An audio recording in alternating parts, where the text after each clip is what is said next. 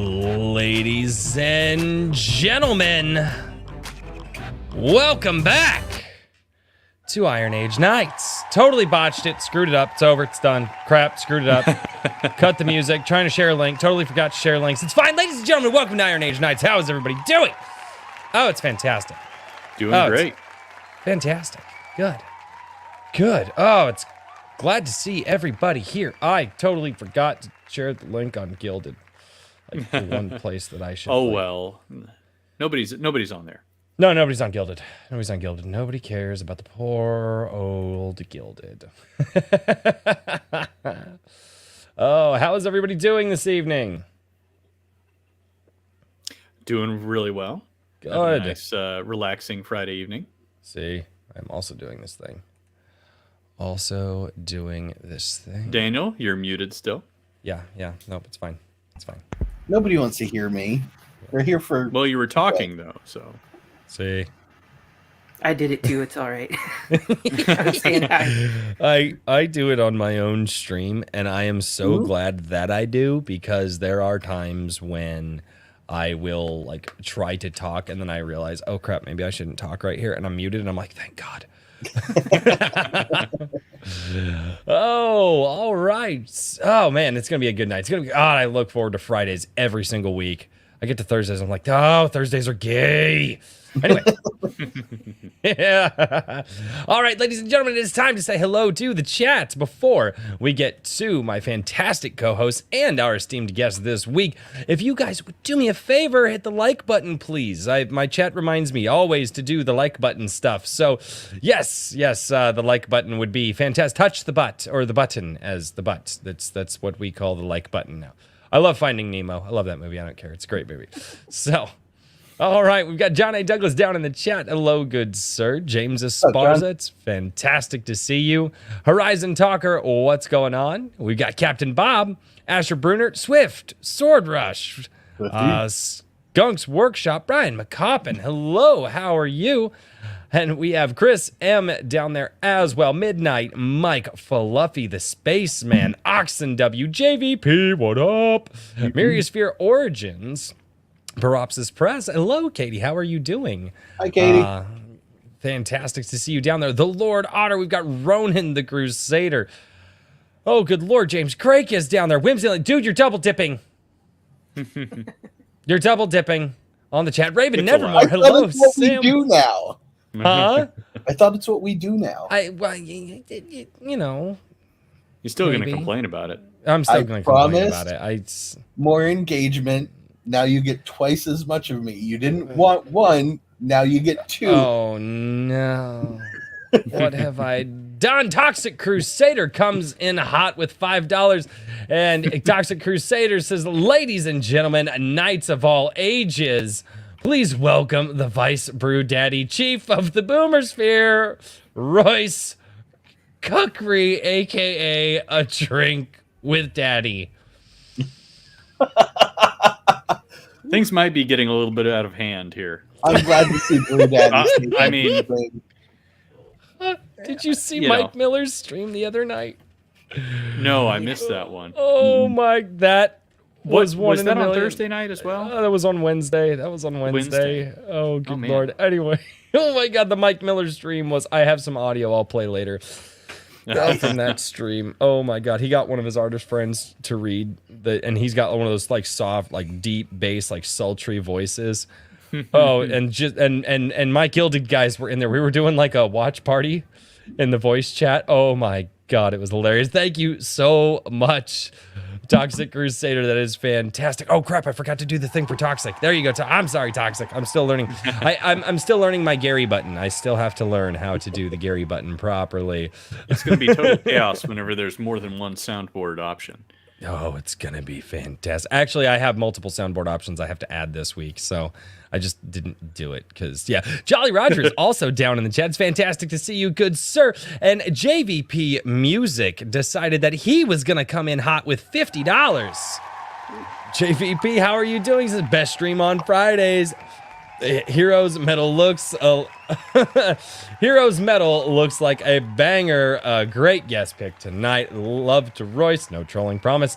Dan and Richard, keep rocking it. Yes, yes. Thank you so much, JVP. Yeah, that's awesome. Not wrong. Heroes Metal's amazing. It's a great book. I am so behind on everything. Yeah, I was gonna say I haven't picked that up yet. I picked up Bloodbane, but then I didn't. I haven't read it yet. I feel bad, but it's welcome to my world. I know it's one of these things where it's like every month I hit the prompt voting time, and I'm like, oh, I got to read all these, drop everything, and finish finish these out, and then it takes me like a couple days to get back in the reading groove. Oh yeah, so. No, I Saturdays is like my time where I read. Like I've just dedicated like Saturdays every week to like get some reading in because I don't have to deal with it. And my biggest issue is like the wind down at the end of the day, and reading at the end of the day. I don't know, dude. I just haven't added it into like my wind down. Like I don't know. And like every time I read, I start reading, and then I always end up staying up later, and then I'm super tired the next day, and then I try reading again. And it's just this vicious cycle. I don't know. There's something mentally wrong with me. I've fallen asleep and gotten like totally lost on where I was in a book too. Oh yeah, sure. That definitely is frustrating, and it's doubly frustrating for me as a writer because you're influenced kind of by the things around you. So if I'm reading something, I have to do a degree of separation, or else it starts showing up in my work. Yeah, no, absolutely. One more. This is actually the first week I'm not going to be able to catch up with the chat. If you said they're coming in hot this week, and look at that. There's a lot of people down there. Kikomon as well. He's been all over the place. I know, dude. Kikomon's been everywhere. Well, yeah, that was Mike's stream earlier this week. He did the drawn and quartered with Kikomon. Mm-hmm. So they drew Kikomon. Yep. Yeah, I saw some of that, but I wasn't able to actually like watch it in its entirety. I had to like there's some good ones. Skip. Yeah, those are fantastic. Yeah, that was hilarious. Over here on the local side, that's right, ladies and gentlemen, I do have a drinkwithcrazy.locals.com if you guys would like to get around the whole, YouTube thing and the whole Google thing and the whole, those guys, go over to drinkwithcrazy.locals because that's where Frequency Studios and Sword Rush are chatting right now. And Frequency Studios for $4.20. It says, let's rock. I hate that Mike started that on my streams. All right. Oh, Richard, how has your last week been? It's been good. Yesterday was busy because I had a interview drop with Vindicated Entertainment that I really enjoyed, as well as an article about his business that he does. He's a tabletop RPG and card game designer. I really enjoyed it, and I want to talk to him more. I'm like, I want to collaborate on something, but yes, but then I also went on Immortal Rising Comics YouTube channel, and I'm trying to remember if that's. I was gonna say I need to find a link real quick for that. Oh yeah. I can't remember if it's just for his channel. I was gonna say I know it was Immortal Rising Comics, but I don't know what his actual channel. I believe it's Immortal Rising Comics. Is it just that? I want to make sure that I'm not, sending people the wrong way. I don't know. So anyway, but I had a great time with him, and I'm just enjoying talking to everybody and getting to know more and more people in the Iron Age. Vindicated Entertainment down in the chat. We were just talking about you, good sir. So fantastic to see you here. Good to have you here. Oh man, yeah. It's the engagement. The engagement's been just engagement's such a dirty word, But if you say like, oh, the love that we've been getting, it's just like, well, it's kind of gay, like it's just the energy. I guess the energy around us, the energy is just, oh man, it's just like.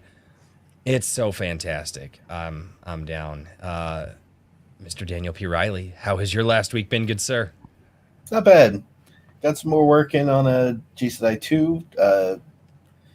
Tomorrow morning, finally, I made a decision for Saturday morning side projects.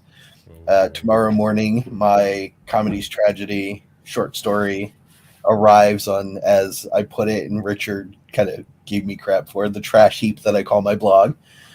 I'm I not don't know giving this you trash crap heap for your yet. blog this time. Your site is fine. You just need to not call it a trash heap whenever you're trying to promote stuff. No, it's cool. No. He call it trash heap. I'll go be the trash panda. I will trash panda the hell out of that. Yeah. It's what happens to one of the two villain duos in Legacy of Heroes comedy after the book.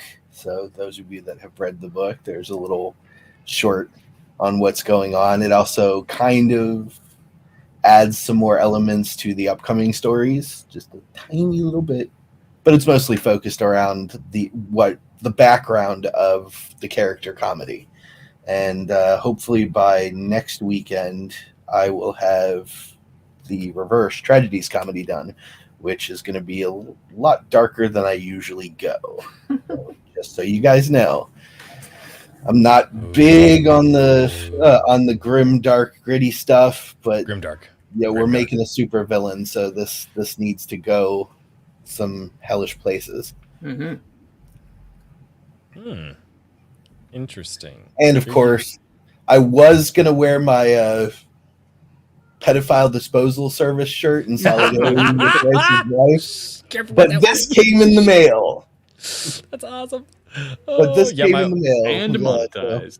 Yeah, and demonetized. Oh yeah, no. YouTube's been hard on that. It's whatever. I figured YouTube would have been like, shut it down. Yeah. I'm surprised the stream hasn't gone dark yet. Oh god. Well, yeah, because you saw my wife's shirt. Mm-hmm. Dead. And I mentioned it on Twitter in response to her, and she's like, I need to see this. So I was like, I'll wear it on stream, but then I got this mail. Oh, so you're a liar. I get it. That's fine. Hey, whatever. It's literally right here. It's literally right here. We're both. I can wear both. Oh. Don't make me show everybody on stream. Oh, good God. Mr. TJ Marquis, I hope I'm saying that correctly. That's correct. Okay. Daniel corrected me a few weeks back. He's like, no, dude, you're an idiot. It's not. I'm like, okay, thank you. So, Mr. TJ Marquis, how has your last week been, good sir? It's been a good week. Been busy. Good. Just with work, freelance stuff, writing. Did about half of a screenplay this week. So, very cool. Lots of words flying out all over the place. I love hearing how busy people like always are. It inspires me to not be lazy, which it doesn't seem to work, but it does inspire me. And I always think, you guys are always writing, you're always going. And as somebody who talks just infinitely and never shuts up, I sit here and I listen to the amount of words you guys put to the paper all the time. And I have to ask the question, do you ever get to the end of the day and you just don't even want to think words anymore? You don't even want to talk anymore? Like, how do you balance that? Like, yeah, definitely. Quiet. Go time. ahead. Yeah, just chill.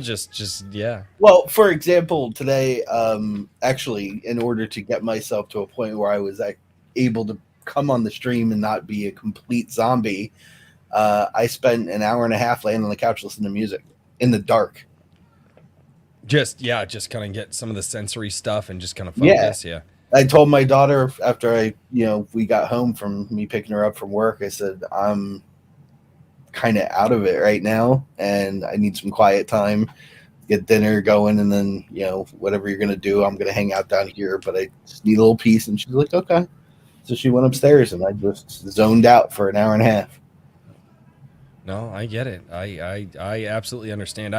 I like lately before like streams and stuff, I jump in like some hot water, just like jump in the shower, just hot water and just decompress, just chill. I'll be listening, listen to streams or whatever. And yeah, I just something to okay, let's just leave the world over here for a minute and just chill.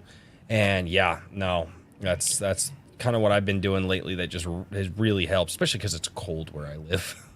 And I have a feeling that TJ is probably very similar to me, but writing in and of itself, because I write fiction, he writes fiction, it's kind of more of an escape and like an adventure into another world in our heads than it is like really work.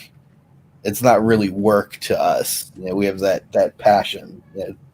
I know because him and I have had many conversations about writing over the course of him joining Laureate way back when it started. So yeah. It really is like play or like you said, like an adventure. Maybe not writing the screenplay so much, but writing your own. Actually, it is. It's a bit of. It's not as like in depth, but you still have to think about like how does everything kind of synthesize into this like more stripped down format. Yeah, so, like, the world is still there, and it still has to like, you still have to construct it around you to get it done. It's just not as in as much detail in words. But yeah, I was gonna say with the question about like recharging or like like doing something else. Like even though it is fun, like you got to engage the different parts of your brain, and games have really done it for me. I just like between novels, I have to binge a game for a while. And this time, incidentally, it's been Dwarf Fortress, which is it's a nice time sink, but it's like it just helps, clears everything out. The Steam version. Yeah. Okay. Yeah. I was told not to play that game because I was told that my channel would die.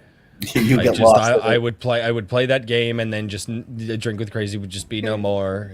We never see Royce again.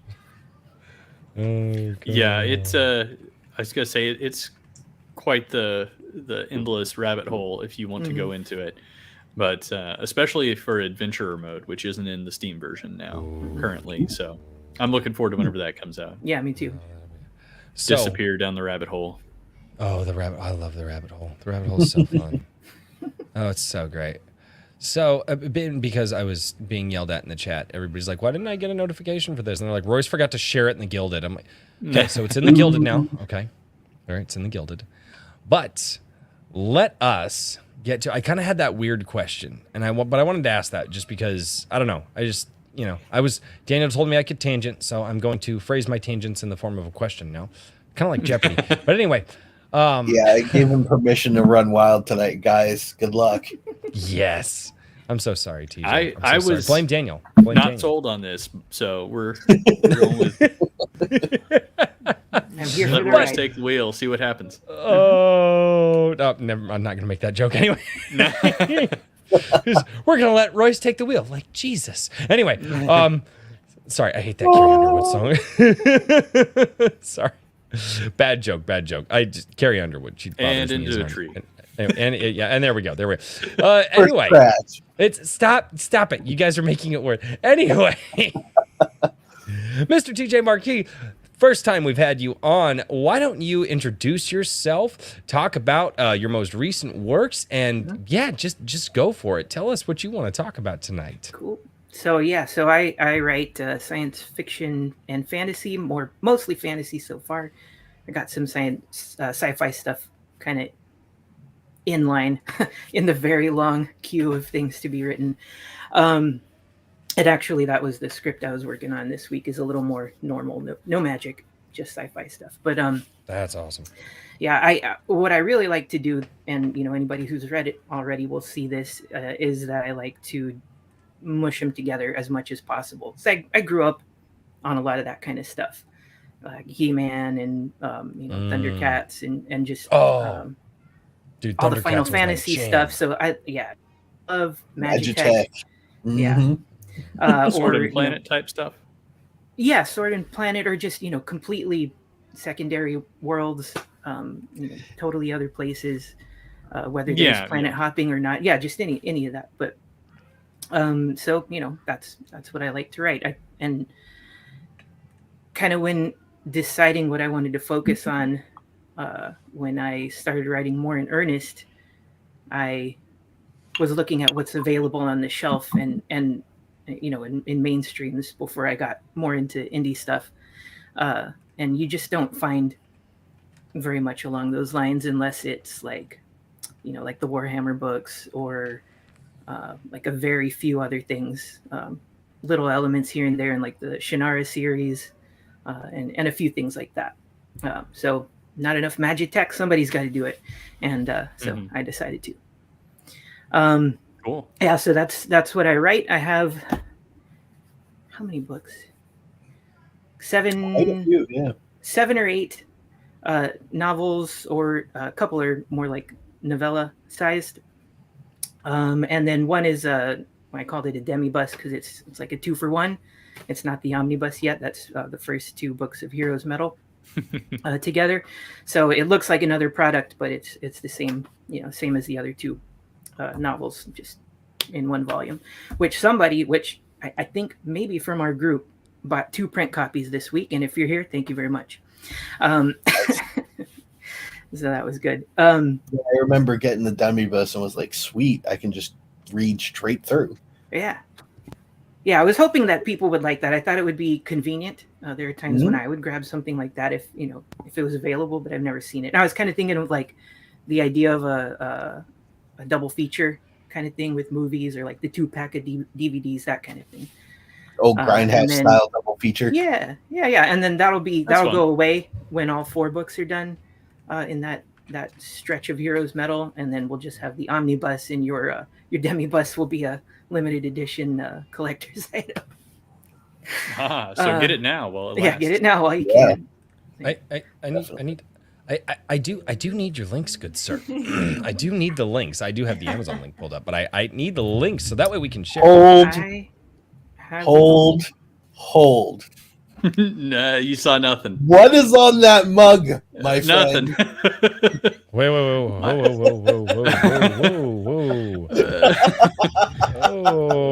This is my family's idea of a joke here. Hold on, there we go.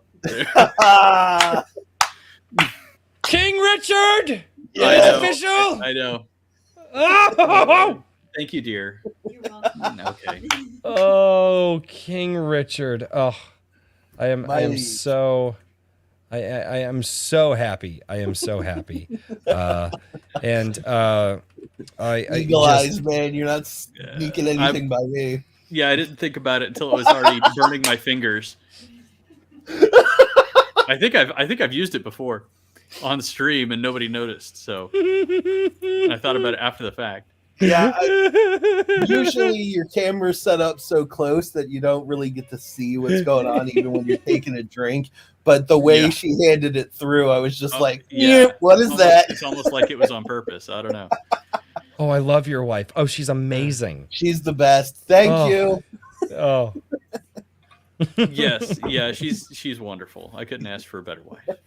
Oh, fantastic. And all right. All right, resume now that I've thoroughly Have all the embarrassed most Richard. important ones. Yes, I am so sorry, TJ. Sometimes we do really well. We're like serious. It's good, we have a little fun with the chat. And then there are other nights. And I apologize for you being on one of our other nights. It's totally we don't all plan right. them. Yeah, no. I mean, hey, if it's too polished, it's not rock and roll, right? So Right. So, no, I'm so glad. Oh, Ram is down in the chat. I meant to say hi to Ram earlier. Every time I see Ram doesn't come around very often, so I have to say hi to Ram. And I also have to say, ban Calvin Gulata. He's down there. He's going to bring the thought bots. So no. Okay, so just looking at, because TJ, I think you reached out to me or you tagged me a little while back. And I was not able to pick up, Bloodbane. But you look at Twitter and you see just many, many books in your, in your Twitter profile, and all of them that you've written. How long have you been at this? So like most of us, I've been writing since, early teens, really. And one of the books actually goes back that far, which, again, that sounds cool, but that's pretty much all of us. Everybody has something they've had in their head for a while, if not actually writing it out. For sure. but then around, I don't know, maybe 2015 or 16, I was doing a lot of just kind of more in-depth, I guess, study of writing, listening to podcasts and stuff, and just picking up more stuff. Specifically, writing excuses that Brandon Sanderson does with his friends, or did. He's not really on it as much now. And yeah, I just decided I need to work harder. Like, instead of just writing when I feel like it, I'm going to make it more of a habit and just get stuff out. So writing increasingly with increasing intensity since then, for 4 or 5 years or so. I got to ask, is this like a full-time gig at this point, or is this still a... So yeah, I have been blessed enough for the last year and a half to be able to work from home and do some freelance stuff. Yes. Okay, very nice. Now that income is not all from my books. So don't, guys, don't feel like you don't need to go buy them, because you should. Right. But Buy the book.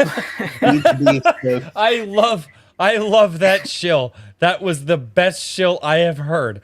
No, guys, my writing, I've been blessed to do it for a year and a half. Oh, but it's not from the books. It's no, buy the books. I love it. I love so it. through various means, I managed to pick up some clients, and in particular one who was quite good to me over the last year or so. And yeah, so you always got to be on the lookout for more, and trying to get some more stuff set up for the mid to distant future now. But yeah, writing full time, and enjoying it. Awesome. Well, that's fantastic, and I always think it's good to, capitalize on any opportunities that you have like that. I mean, no, whatever I say, go for it as fast as you can. Yeah, absolutely. No, not even a lie. Oh no. Yeah, it's been pretty awesome watching the change over the course of 2022 from when we TJ and I first met over Twitter, and he joined Laureate when I opened it up, and now big change in 1 year. Yeah, it's been awesome. Cool to see just kind of everything elevating lately. Your channel and just what everybody's doing, the website. Yeah, it's been good. I hope it continues. Mm-hmm. I think it will. I'm keep pushing, optimistic about things, and I think that there's a lot of people who, aren't quite as far along in the process as you are in terms of the number of books they've got out and everything else. And I think that there's still a lot of people getting up to speed, but I think that there is there's always been an existing wave or an existing group of creatives that have been, grinding at it. But I think that there's also kind of like a renewed group of people and a fresh wave of people who have really decided, oh, wow, there's the culture is not going to fix itself. Nobody's going to, magically flip a switch and go back to making stuff that I want to read. And, I need to go out there and do it myself. And I guess nobody else is doing it. So, hey, there's even a market for it, maybe, So. And that wave is pretty big. Thinking back to like 2021, even 2020. Yeah. Guys like me and TJ just starting, really getting into it at that point. There were a few that were already establishing themselves and were like steps ahead of us that we were sort of falling behind and listening to. But there weren't nearly as many as there are now. And even with us being like low mid tier, I guess you would call it, everyone behind us that's just starting out, there's so many now. Well, I've been asking this question. Is it like, is there so many now, or is it like, I really think that, and I mean, we talk about Razor Fist all the time on, the channel, because we kind of have to mention him when we talk about this whole Iron Age term. Mm-hmm. That term, I think, just galvanized the feeling that was out there. Mm-hmm. And so it's like, are there so many more people out there, or was that term just so happened to be the perfect term that everybody went, but wait, I've been doing that. Mm-hmm. And I like that term. And I think, and that woke me up to what a lot of people were doing out there. And I think that from a community position, yeah, I think the Iron Age moniker, the banner itself, brought a bunch of disparate groups together. But what I meant by the wave is that there are a lot more people that are moving into the indie creation sphere. Not just like the community itself, but actually producing books, comics. Like comics was the big thing. 2 years ago, everybody wanted to start their own comic book. And then we started to see this surge of new potential authors that were working towards their stuff. And they're like, okay, how did you do that? How did you publish your book without some, company backing you? I think it really did inspire a lot of people who were like kind of working to work harder. Kind of the same. That's the same thing that happened to me, just through different means. But when you have somebody with as much energy as he has, telling you to get up and go do something, and a lot of other people are listening to him too. There's a social element to it, and everybody, if you like him, you want to listen. And sometimes it just takes somebody with that kind of a personality. But it's also similar to what happened to me around that same time that I started getting more serious and started putting stuff out. I wrote more seriously before that, but around 2020, I was kind of picking up with the Pulp Rev people on Twitter, who are all very hard workers, and they write a ton, because that's kind of the whole thing. And that was kind of like, Pulp Rev works if you're a writer, because you can kind of begin to understand what it means, and especially if you're already into pulpy stuff. But it's not the same kind of, it's not as grabby as Iron Age, because more normal people aren't gonna grasp it in quite the same way, if that makes sense. Yeah, we talked about that a little bit in other streams. Yeah. Mm-hmm. Yeah, I mean, I think that there's a tendency to think that branding is silly, especially on the inside of things, if you're more in the know. But I think that I think that there are people who are very cynical about the power of branding. Let's put it that way. But I think that, hey there, man, good to have you. But I think that the Iron Age moniker was good branding, and it came at a kind of a what would you call it, like a confluence of various other things happening. Obviously, it was inspired directly by the Rippaverse success, but as I've said before, there's plenty of other movements that have been kind of growing and percolating for years now. And also, I think, just honestly, there was probably an overconsumption of media, of existing media, where people just burned through a lot of things in the 2 years prior, starting with our favorite COOF related lockdowns and whatnot. So I think that it was just kind of like a lot of little things stacking together. So, people burned through old stuff and they went, I've watched this like 3 times already, or I've read this already in the past 2 years. And people got a little bit more restless and dissatisfied with stuff. And so I was going to say, I think Katie also made the comment that she says that she feels like there's ears out in the void now. And I think that there are more people starting to make that pivot. I still don't think it's I just saw that. When did you change my name? Yes, yes. So Daniel, when you and I were laughing at that, he had no idea, and that No made it idea, even and that's better. why I didn't say anything. Oh, thank you. Oh, Daniel, you're a Okay. beautiful, Now, beautiful see, I was soul. listening to him, so I didn't read the name. Yeah. Okay. Yeah. My mistake for reading or listening to anything that goes on this stream, and it's your mistake as well, everybody. But anyway, Sorry. no. But my point is that I think that it's a lot of things that came together, and that there was a certain amount of good branding with the name Iron Age. Maybe there'll be some better branding in the future, but for now, I think it works well, and it helps with the networking as well as kind of like a pseudo marketing, if you will. Mm-hmm. No, it really does.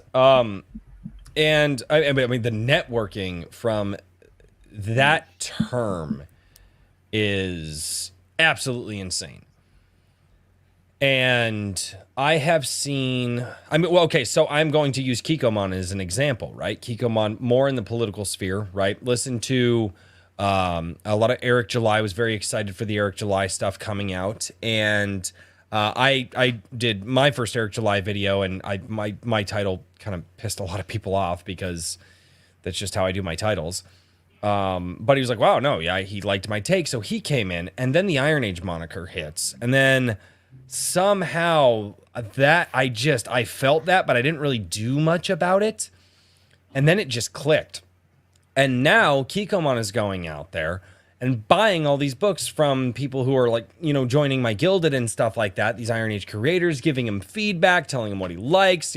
I think he's helped a bunch of them in different ways.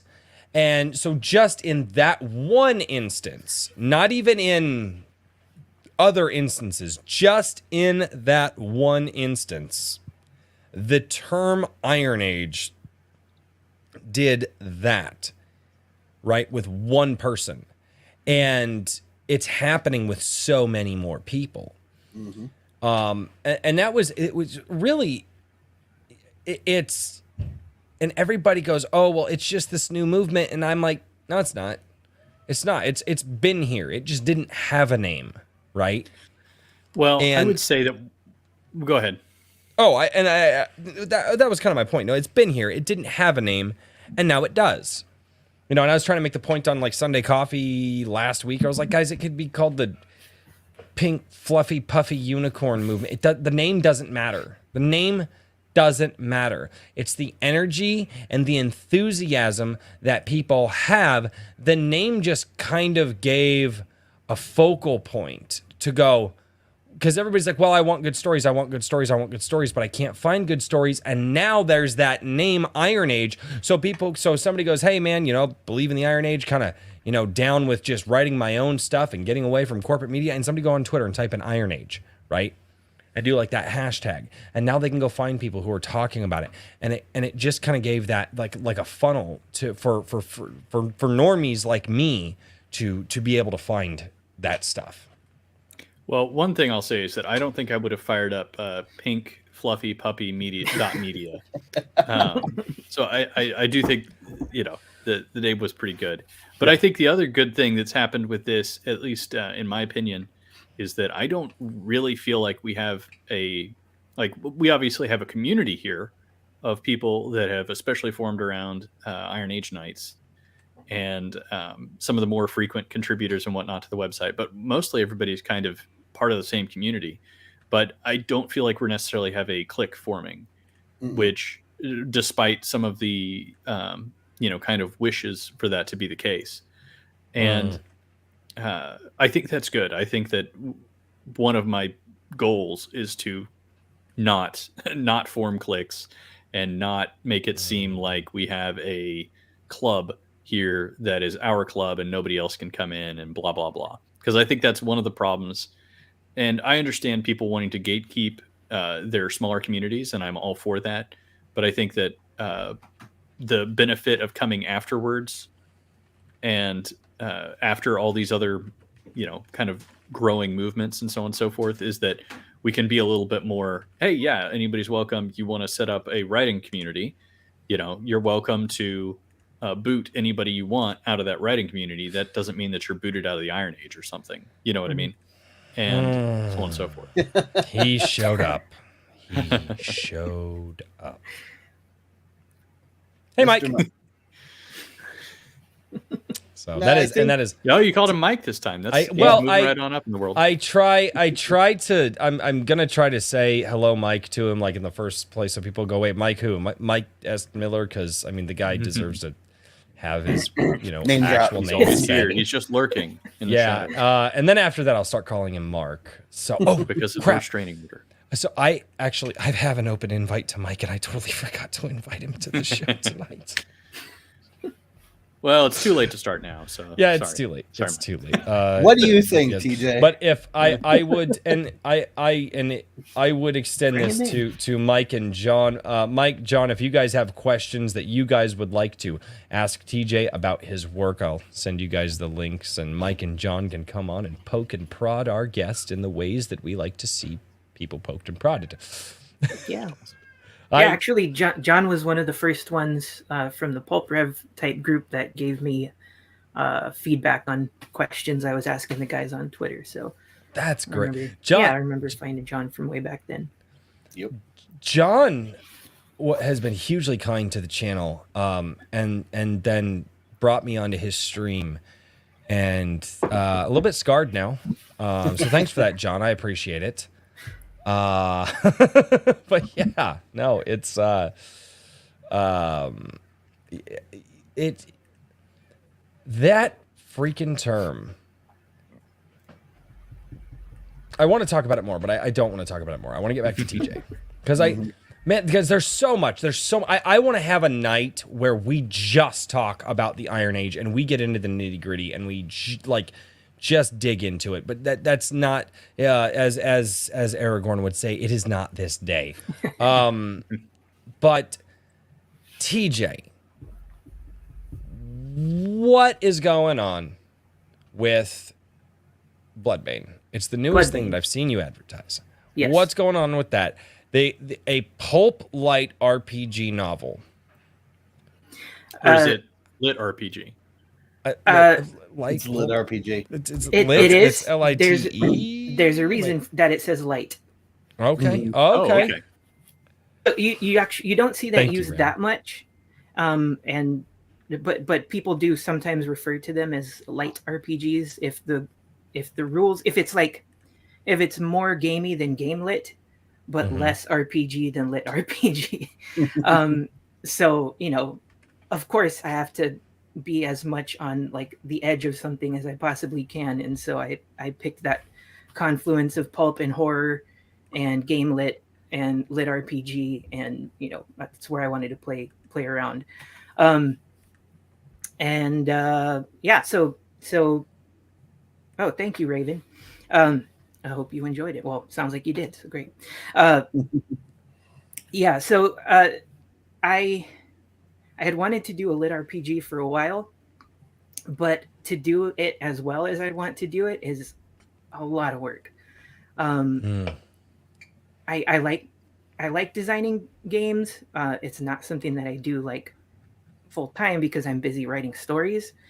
And someday I'll probably give it a shot because I have some other lit RPG type ideas. But one thing that occurred to me along the way is it would be really cool to read a Castlevania type thing that's a lit RPG. And then I realized, hey, that's like actually a really pretty simple system to throw in as well. So like maybe I can do this and make it feel like you are playing.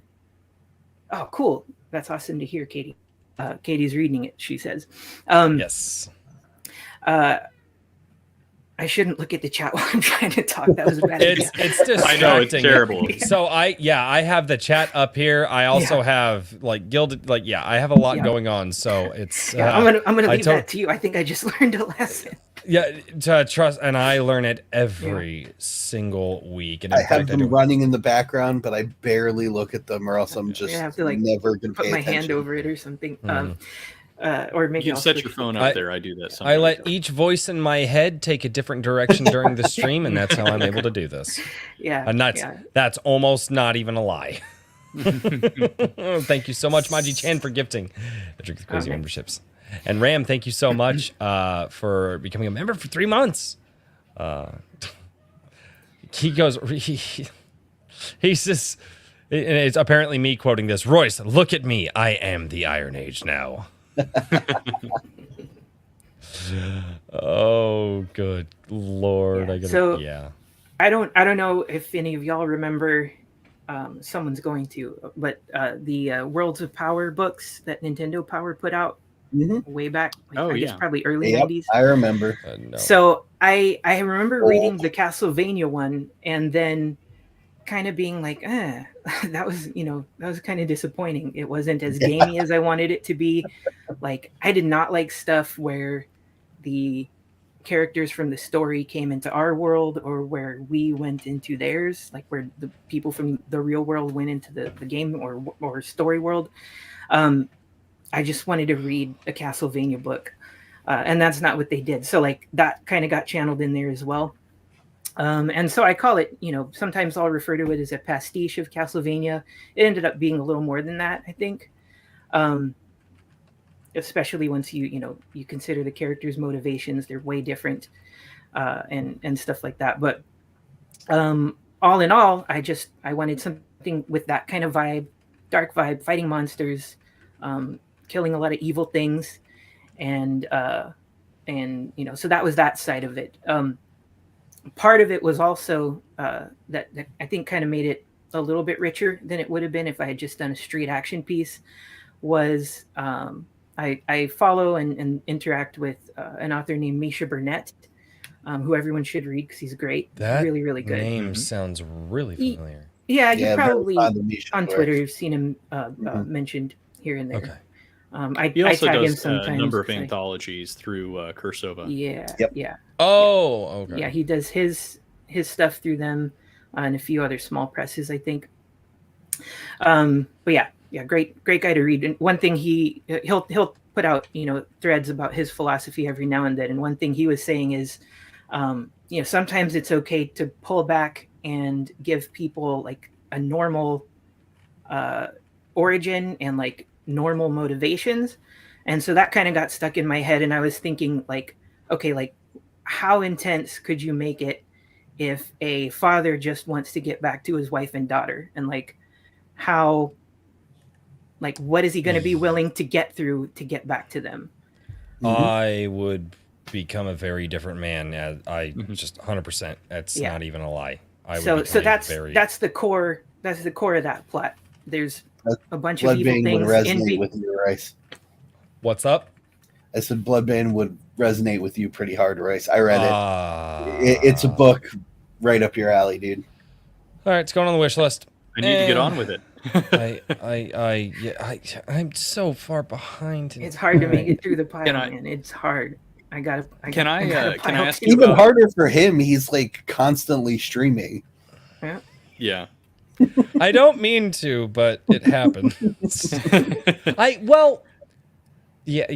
have no excuse. Okay, just shame me in the chat. It's fine. I'm here for my lashings. So I wanted to ask you about, if you don't mind me derailing your anything you got, discussion about Bloodbane, but I was curious about Bliss. I really enjoyed your short story about let's see, your Archive of Bliss, the one that you sent in as part of the Geode prompt. I like that one a lot. Obviously, I was gonna say I think the tree was you were one of the first submitters, first people to send in a short story for Iron Age Media, and thank you very much for that. And I think the tree is one of the I think it was called A Father and Son. We might have reworked the title whenever it got put on the website, but I enjoyed that one a lot. As far as short stories go, have you done a lot of short stories? Are there any of those that you expect to continue expanding on? So I've kind of through all this and through all the interactions, especially on Twitter, gotten drawn into doing more short stories, which has been good. Because it's fun to you can get out some ideas rather than spending like a whole novel on something. You can just kind of check something out for a few thousand words or 10,000 words and then move on. So, that's nice. It's also good practice. But yeah, I've been in a couple of other anthologies. Actually, Misha Burnett did one that was Adventure Tales for Young Readers, I think is what it was called. And I had a sci-fi one in that.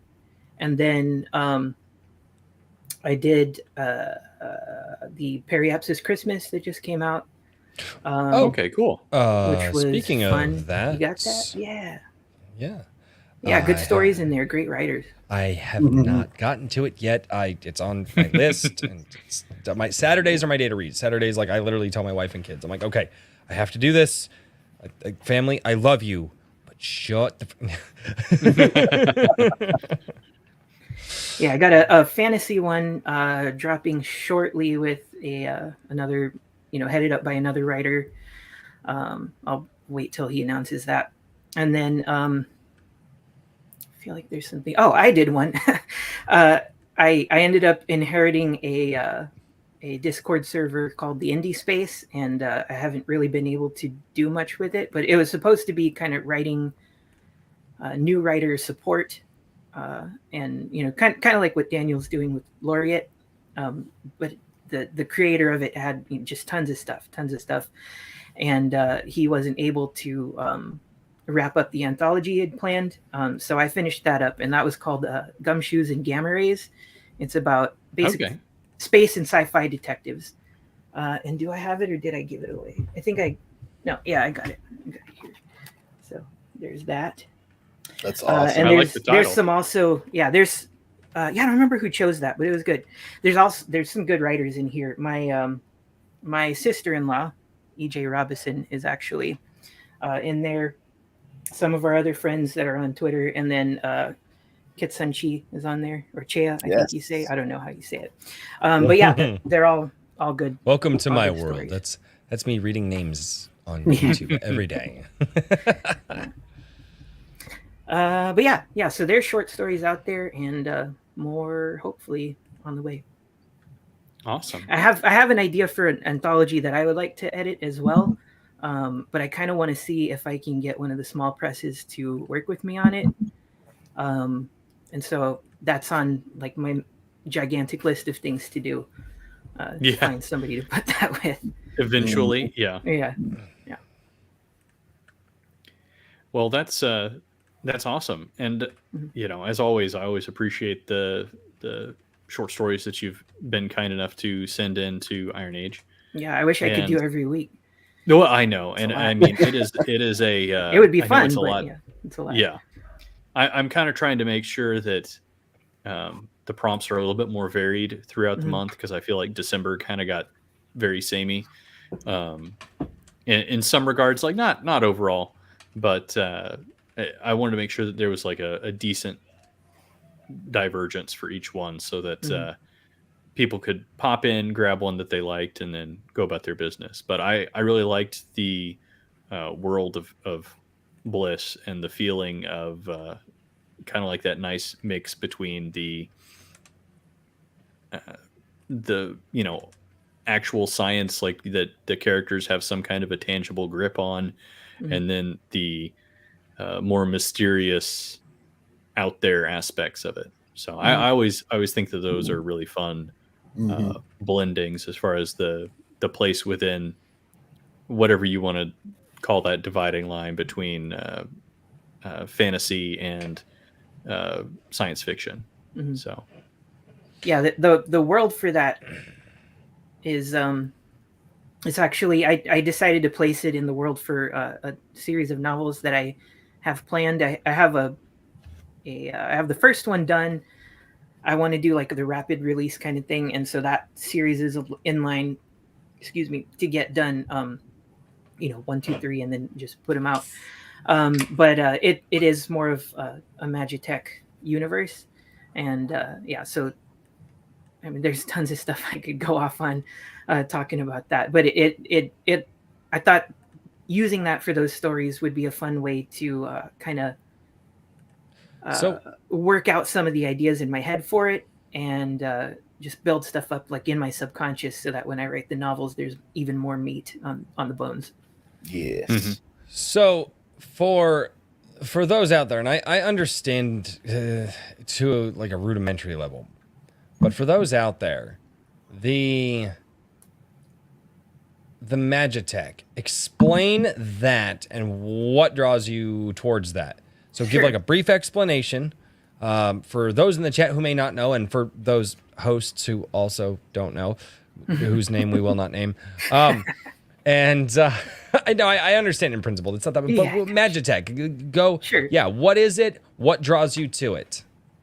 So a great example to add even before the definition would be Final Fantasy. So any of your Final Fantasy that's more on the sci-fi side than fantasy, they pretty much got magic, and they call it that too. Like, Final Fantasy VI, I think they spell it differently. Gotcha. TEK, but that's it. And I think of it as just, either integrating magical stuff with the technology they have, or often using magical power sources to power the technology, things like that. And really, there's some like mechanical benefits to doing it, which is that you feel even less required to explain how things work. Because you don't even have to touch how a fusion reactor this big could fit inside of somebody's rifle. You just say that it's powered by a magic crystal and move on. So you could say that's lazy, but I think I would say it's fun. There was something that, and the one thing every time somebody says that is if you, and I know I didn't read the books, but if you watch like the Expanse show, in the Expanse show, it is mentioned that the Epstein drive, gave the ability to travel the solar system much more quickly, and turning a trip to Mars from this multi-month thing that it takes us now into like a couple of days, right? And the writers are like, look, we're not nuclear engineers, we're not physicists. We said, here's the Epstein drive, and that's it, right?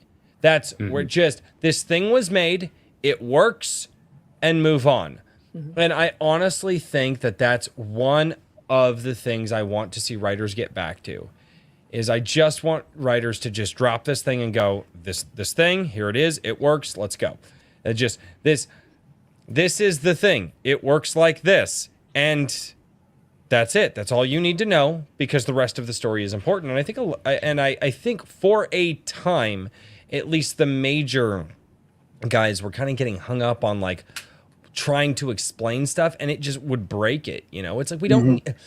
And as fans, we want to know all those little details. We want to stop answering the fans. Stop talking to them. There was one caveat to the Expanse Epstein drive, though. And it was said many times, both in the show and in the books, that the drive itself was inherently dangerous. Hold on, James. I'm not conflating technobabble with Magitech at all. I can explain that a little later. I just wanted James commented that. It's like a fly in my brain. We all know how much I hate flies. Love you, James. Sorry. Yeah, and then the other part of it is just helping to place a story into the fantasy realm by using things like that, but then also like be able to be in the future and not be stuck in like a medieval fantasy period. That's always been something that I wanted to do, and so especially if you look at Coming to Power, there's a very high-tech city that's sitting there just kind of dead, which is something I've always thought is fun. I think in the Sword of Shannara, actually, there were like ancient ruins that you kind of realize, oh, that's our world. That's like the first time you realize it in that series. But then it's not just a bunch of dead skyscrapers. There's also like I forget exactly what it was. There was some kind of giant, like mechanical cyborg beast that they had to fight when they were around the city ruins or something, and stuff like that. Whenever it would come up, like was just always like just like a fire in my imagination. And I always wanted more of it. So it's up to me to write it. Yeah, And that's the other main reason for Magitech. I did something similar with Tales of Halcyon. Yeah. The City of Eld, the second book, was the adventure party finding this long lost city that everyone sort of knew about, but only believed it was kind of a legend, not a real thing. And it turned out to be real. It was very high tech, but it was high tech based on magic. So a blend of the two. Mm. And for fun, I created essentially a Siri / Alexa / whatever you want to call it, AI system that when they powered the city back up came online and scared the crap out of the adventurers, because it's just this voice that comes out of nowhere and it asks them questions and guides them around, but it doesn't actually know anything. So if they ask it weird esoteric stuff like, what are you doing? It's like, I can't answer that question. Try again. And they're like, what? Because I always found this stuff fascinating too. And one of the main characters in that book was a robot from that era that had been lost in a mudslide. The hero character finds him. It's a weird, comical little introduction sequence. So yeah, that's one of the things that I loved about all the stuff that you've written, is that you kind of lean into those same things that I liked. Heroes Metal with the enchantment system that you kind of slid in there with the different dusts, and how that all worked was really intriguing to me. Yeah, I loved Coming to Power, loved Bloodbane. Even though I'm not a lit RPG guy, so those like we talked about many times, those elements where you kind of brought in the hit points and little scan analysis stuff, I get where they were coming from, but it pulled me out of the immersion for a brief moment. I was like, oh crap, because now I want to think about video terms instead of the story. That's one of the biggest complaints that I see with lit RPG, especially even from fans of the genre, is that the stat stuff will get in the way. But yeah. I mean, I wanted to play with it. Your format for it with Bloodbane was kind of cool. The loadout right in the beginning of the chapters.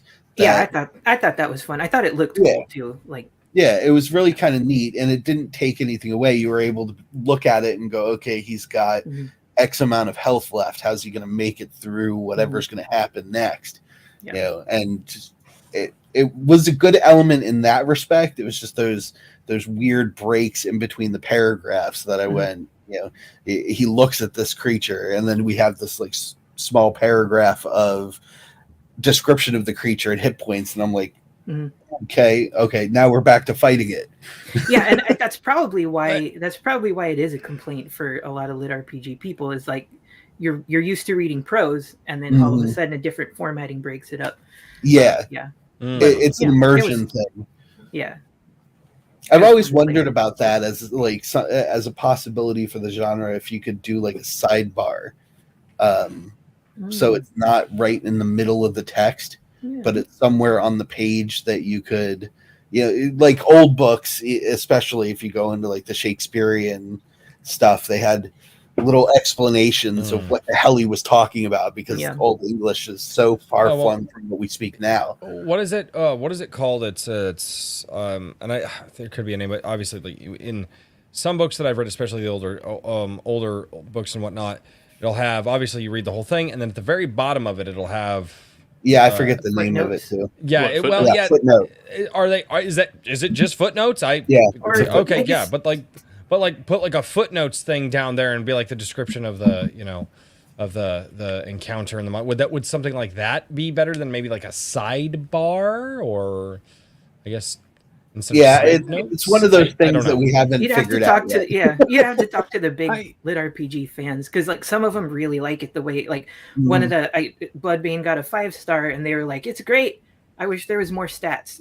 So it's like, it's great, I wish there was more stats. And then you get people that are just like, why are all these stats here? And you're just like, I hate the stats. So but I knew that one was a big it was an experiment for me, and it was an experiment to put it out, because I have a bunch of pulp colleagues and I didn't know if they were going to bother to do or even want to read it, whereas they will often pick up a lot of my other books. So it was an surprisingly when you did those parts where he was building weapons and did the loadouts for the weapons, that didn't bother me nearly as much as the enemy information in the middle of the story.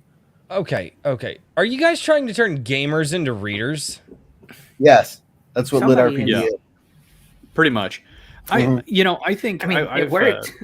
By the way, Swift Sword Rush, that's the lesson that I learned. I see you over there in the locals chat. Yeah, so there's lesson 1 today, so you cannot leave it blank anymore. Yes. He goes, lessons Royce has learned each week. 1, there's nothing.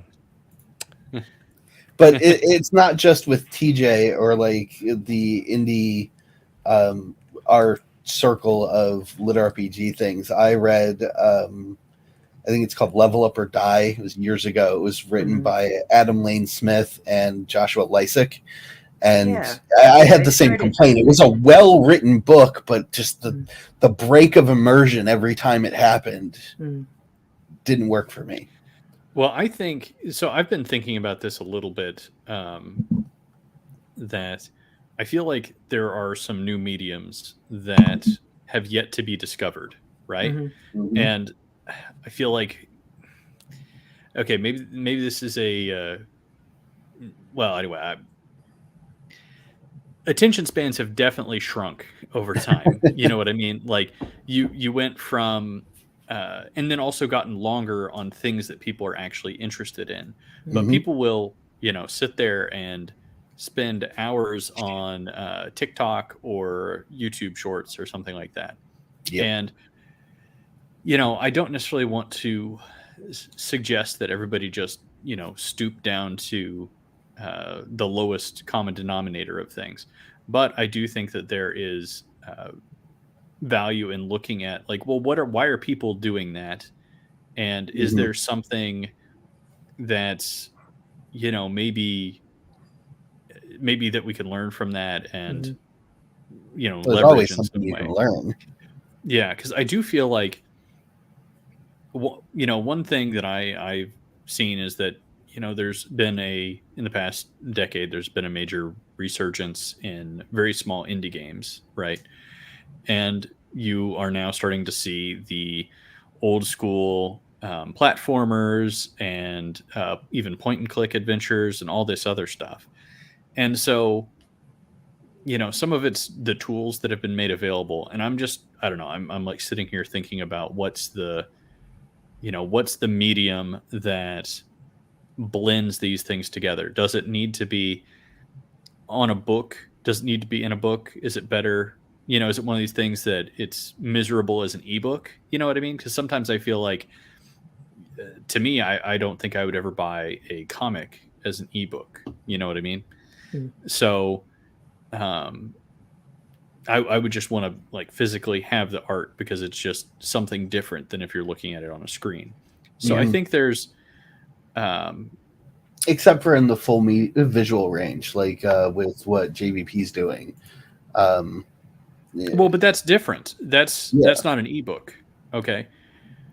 You know what I mean? Like that's still, that's a combination of like it's a video with some amount of animation, you know what I mean? So you've obviously got like a very strong music and audio portion. So I think that, I'm curious with what JVP is doing with that, but I think that kind of medium exploration is something that is also going to probably end up defining parts of the Iron Age, of people trying new stuff and finding people who You know, because I mean, at the end of the day, in my opinion, if you get somebody reading who has just stopped entirely, I think it's a win. And people can complain about, oh, well, it's not as, we should actually be having them read the Encyclopedia Britannica before they're allowed to start enjoying themselves. But, I Don't think get me a started on reader that. is a reader. And once you establish that habit, I think it's great. And I especially think it's a good idea to kind of put your foot in the door with new mediums when you have a larger backlog like you do. Yeah. And TJ is notorious for blending genres and mad scientist concoctions with what he does. Well, and with blending all of that, the thing, because whenever I jump out, I always pull the stream up and listen. One of the things that, with blending different genres and things like that, I mean, especially if you're going to do the lit RPG stuff, that could lend itself to TJ potentially taking Bloodbane and turning it into a read along where where it is a book and then you have some action where, you're reading this story, you're going through it, and then there's the battle sequences. And you could almost merge it in a different way like that, if that makes any sense. Yeah. Because a lot of, especially, and here's something that's been kind of a complaint in the gaming world that I've heard from a lot of people, is a lot of people, the gaming industry has kind of gone towards like, they're turned into like animated movies at this point with, where you play as the character here and there. That could lend something very, especially if you did something in like the 64-bit style, Bloodbane, world. I think something like that could lend itself very well. And that's kind of where we could probably get the blending of the genres together, especially, again, I'm going to rag on this again, getting it in the hands of the kids. You want the kids to read again. It's like, well, and actually that's how we got my daughter to read. She wanted to play one of the Pokemon games really, really badly. And I told her, I said, sweetheart, if you want to play this game, because I knew she had it in her, I was like, you have to read, because there's no dialogue. So if you want to know what's going on, and dude, within like 2 weeks, she was just reading, not full sentences. She was sight reading. She was sight reading road signs, and my wife would call me. And so video games, I think, would be a great medium to do something like that. And especially if you have a guy who's writing, using video games as a method, as a way to do that. I mean, I think that's where the blending could come in. Yeah. Yeah, I would love to do the game version. It's probably not a surprise to hear that I've got tons of game ideas as well. But yeah, it would be fun to do, the game version of that. I'd probably do like 16-bit side scroller, since that's what it's based on. Not that there aren't millions of those at this point, but when you do a good one and it catches on, people love it. I do too. Yeah. I buy all the good ones when I find them. And Kikomon sent in a super chat for $2 here, real quick. He said he learned English through playing Final Fantasy IX mainly. Nice. So love that game. That's that's a big thing there. And I usually the super chats I haven't quite worked out yet, guys. I say bring them in and I don't bring them in, and I save some for the end. But that one there, definitely relevant to the conversation about reading and video games and how that world can work together. Yep. Yeah. It's they've tried it, but it's the public education system in the U.S. is a steaming pile of shit, and I'm not ashamed to say so. No, as a former teacher who worked for school districts, don't get me on the government. Yeah, we're not going to go there.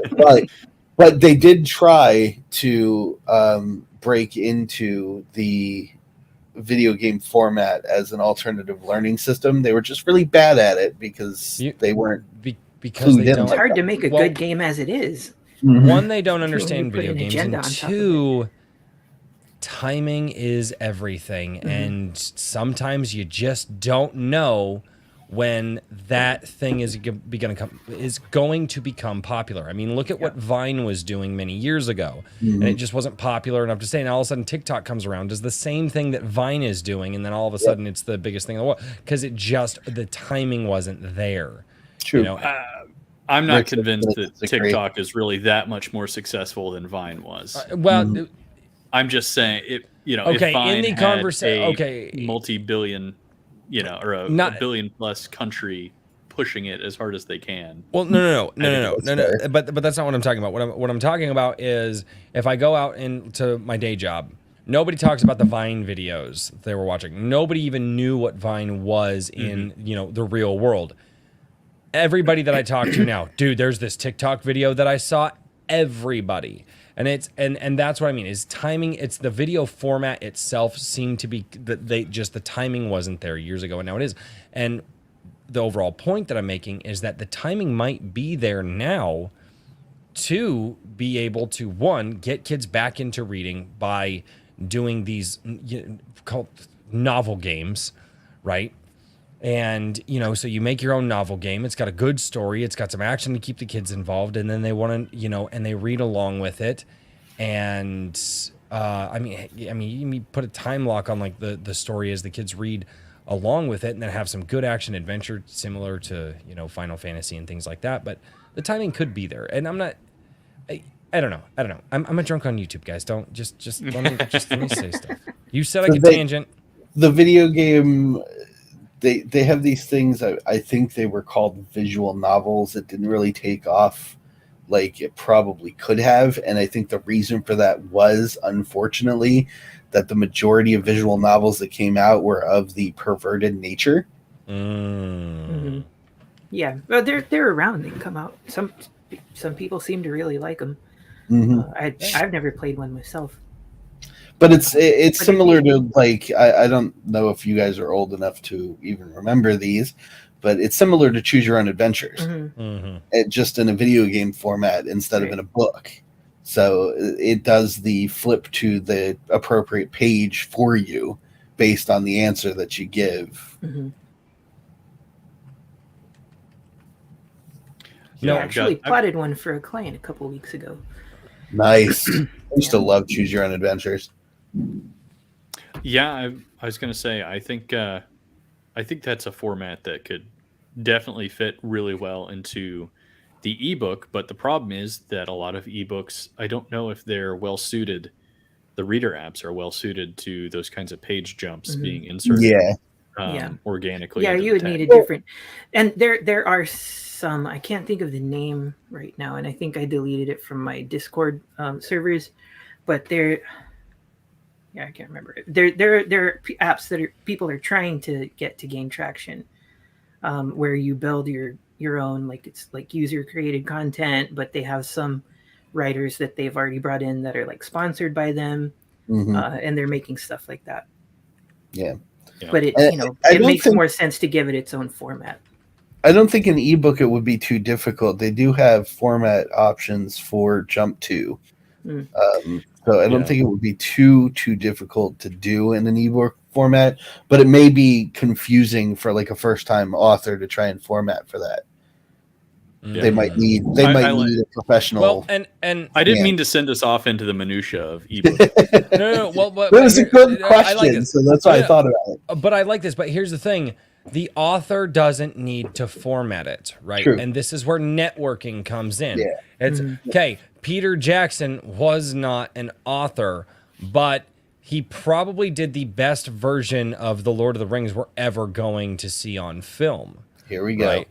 It's not necessarily the most accurate to the books, but I've heard a lot of conversation from creative types out there, and generally the way that people who are writing think in different terms.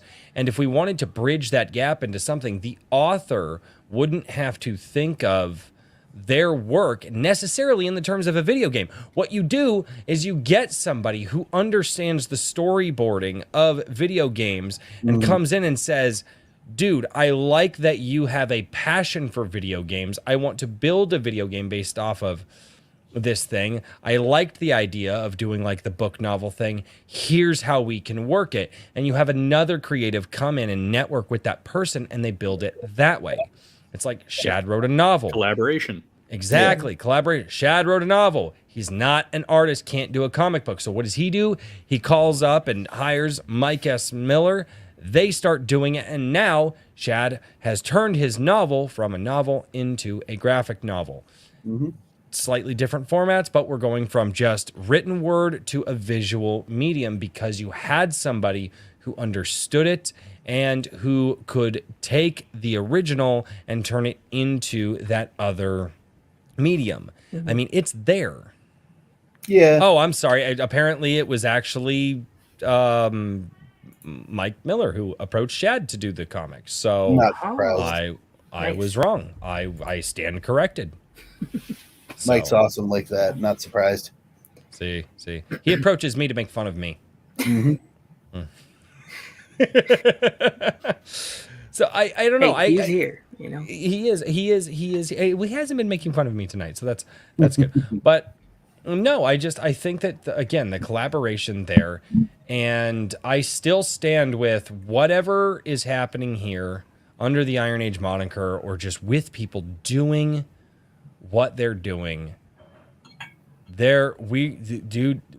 Somebody that we are talking with, somebody that we know is going to be the next great storyteller. They're here. They're here. They are among us. They're talking with us now. Maybe their story's already out. Maybe it's not out. I don't know yet, but they're here, you know?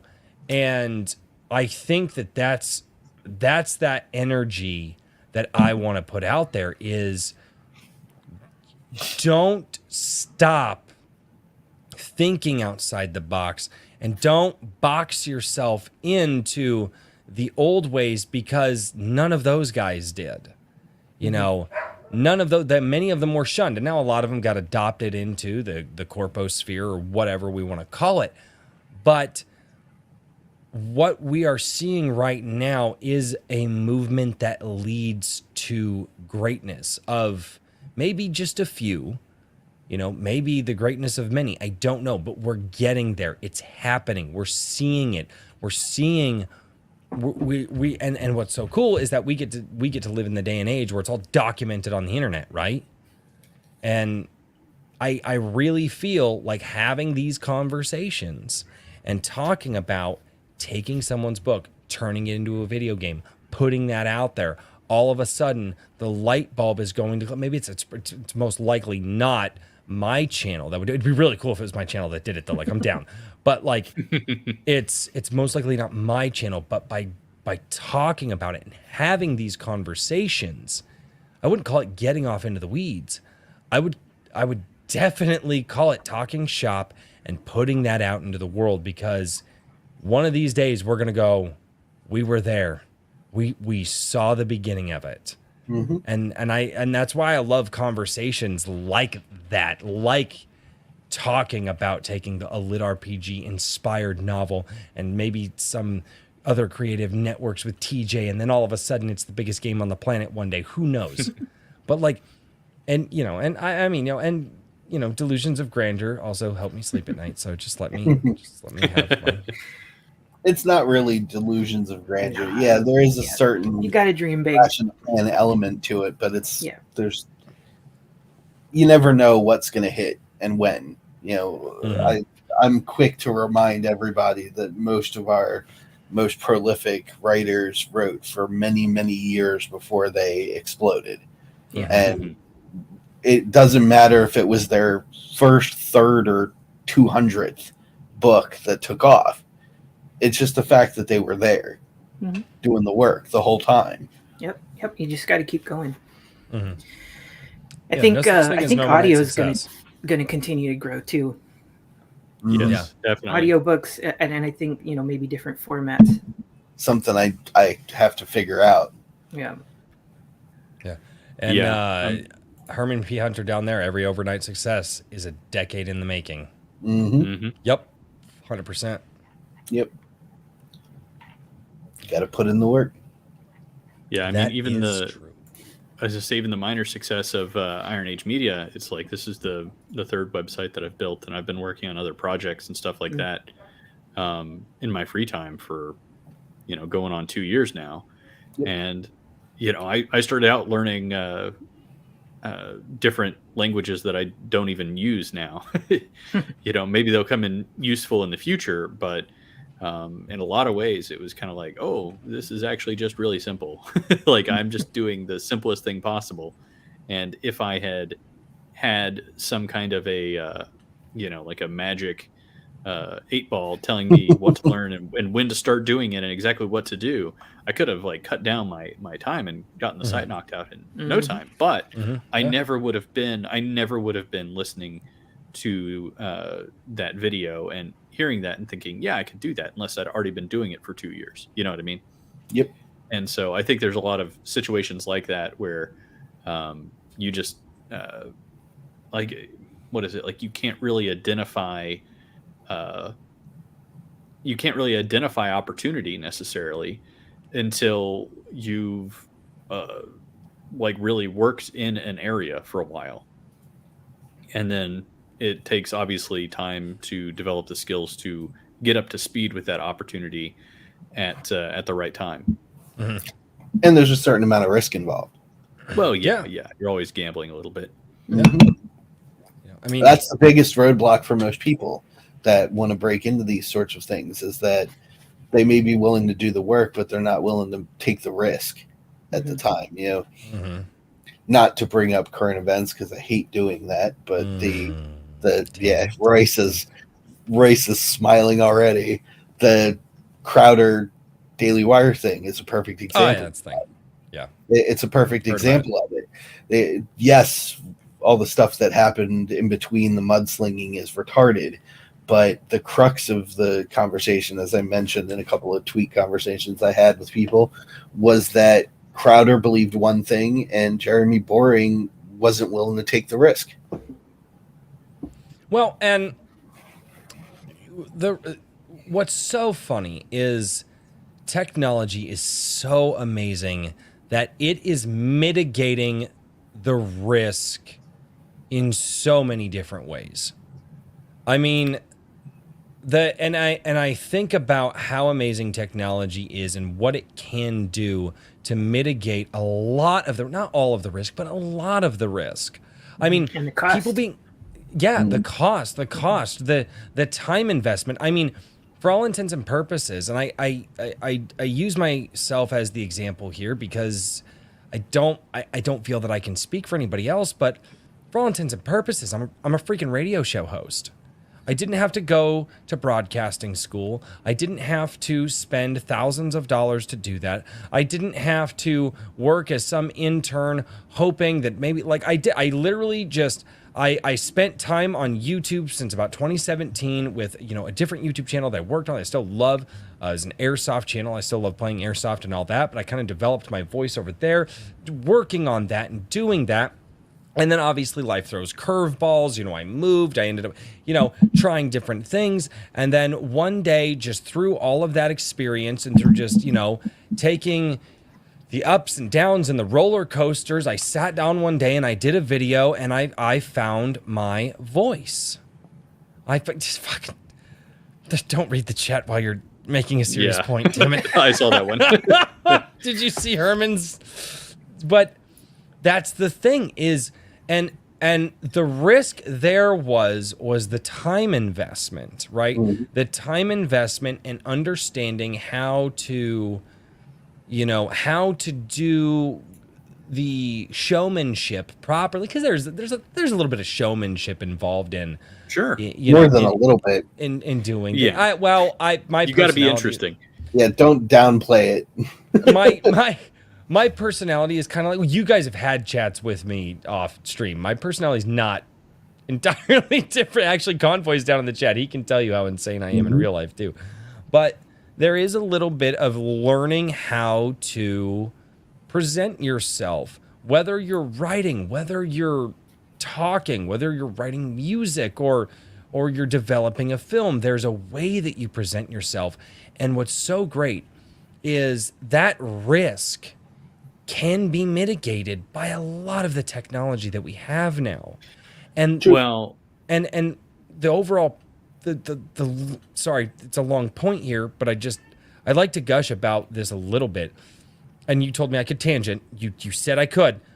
But the overall point here is that the risk that people don't want to take now is so much smaller and so much less than it used to be. It is still risk, but because of the technology that we have now, because of the ability to network, because of all of that, it's so much less than it used to be, because a lot of people built a lot of what we have to use now. I can agree with that. King Richard. Well, the thing I was wanting to I'm like, hi, I have a thing I want to say, but I'm sorry about that. I'm sorry. No, it's okay. But my thing is also, okay, you want to be a radio host? Okay, you need to go set up a radio station. You got to pay for that. You have to spend probably tens, if not hundreds of thousands of dollars worth of equipment and licensing and all this other crap. You know, like that is one of the huge like scaling effects of where we are right now. And I don't think people like fully grasp how much I'm reading the chat. How much scaling is possible. Don't. I ignored the chat. Sorry, guys. The phone's going over the chat. Sorry, guys. But you know, it's the potential that people have in terms of time wise has really exploded in the power of the individual. I've kind of harped on it before, but you know, technology in a lot of ways empowers people as individuals. Now, you could say that that power has been used by larger groups to, you know, subjugate people or something, but that's always been the case. You know, there's always a matter of many versus one. But I think that throughout kind of like the steady march of technology, you see individuals getting more and more powerful. And I think that's one of the big things. And I think that, you know, my hope is that with the Iron Age, you have a lot more people willing to actually take up that the powers that they have through tech and utilize them fully, rather than just saying, I'm going to let Facebook handle that, or I'm going to let, you know, some other monolithic entity tackle these things. Fair point.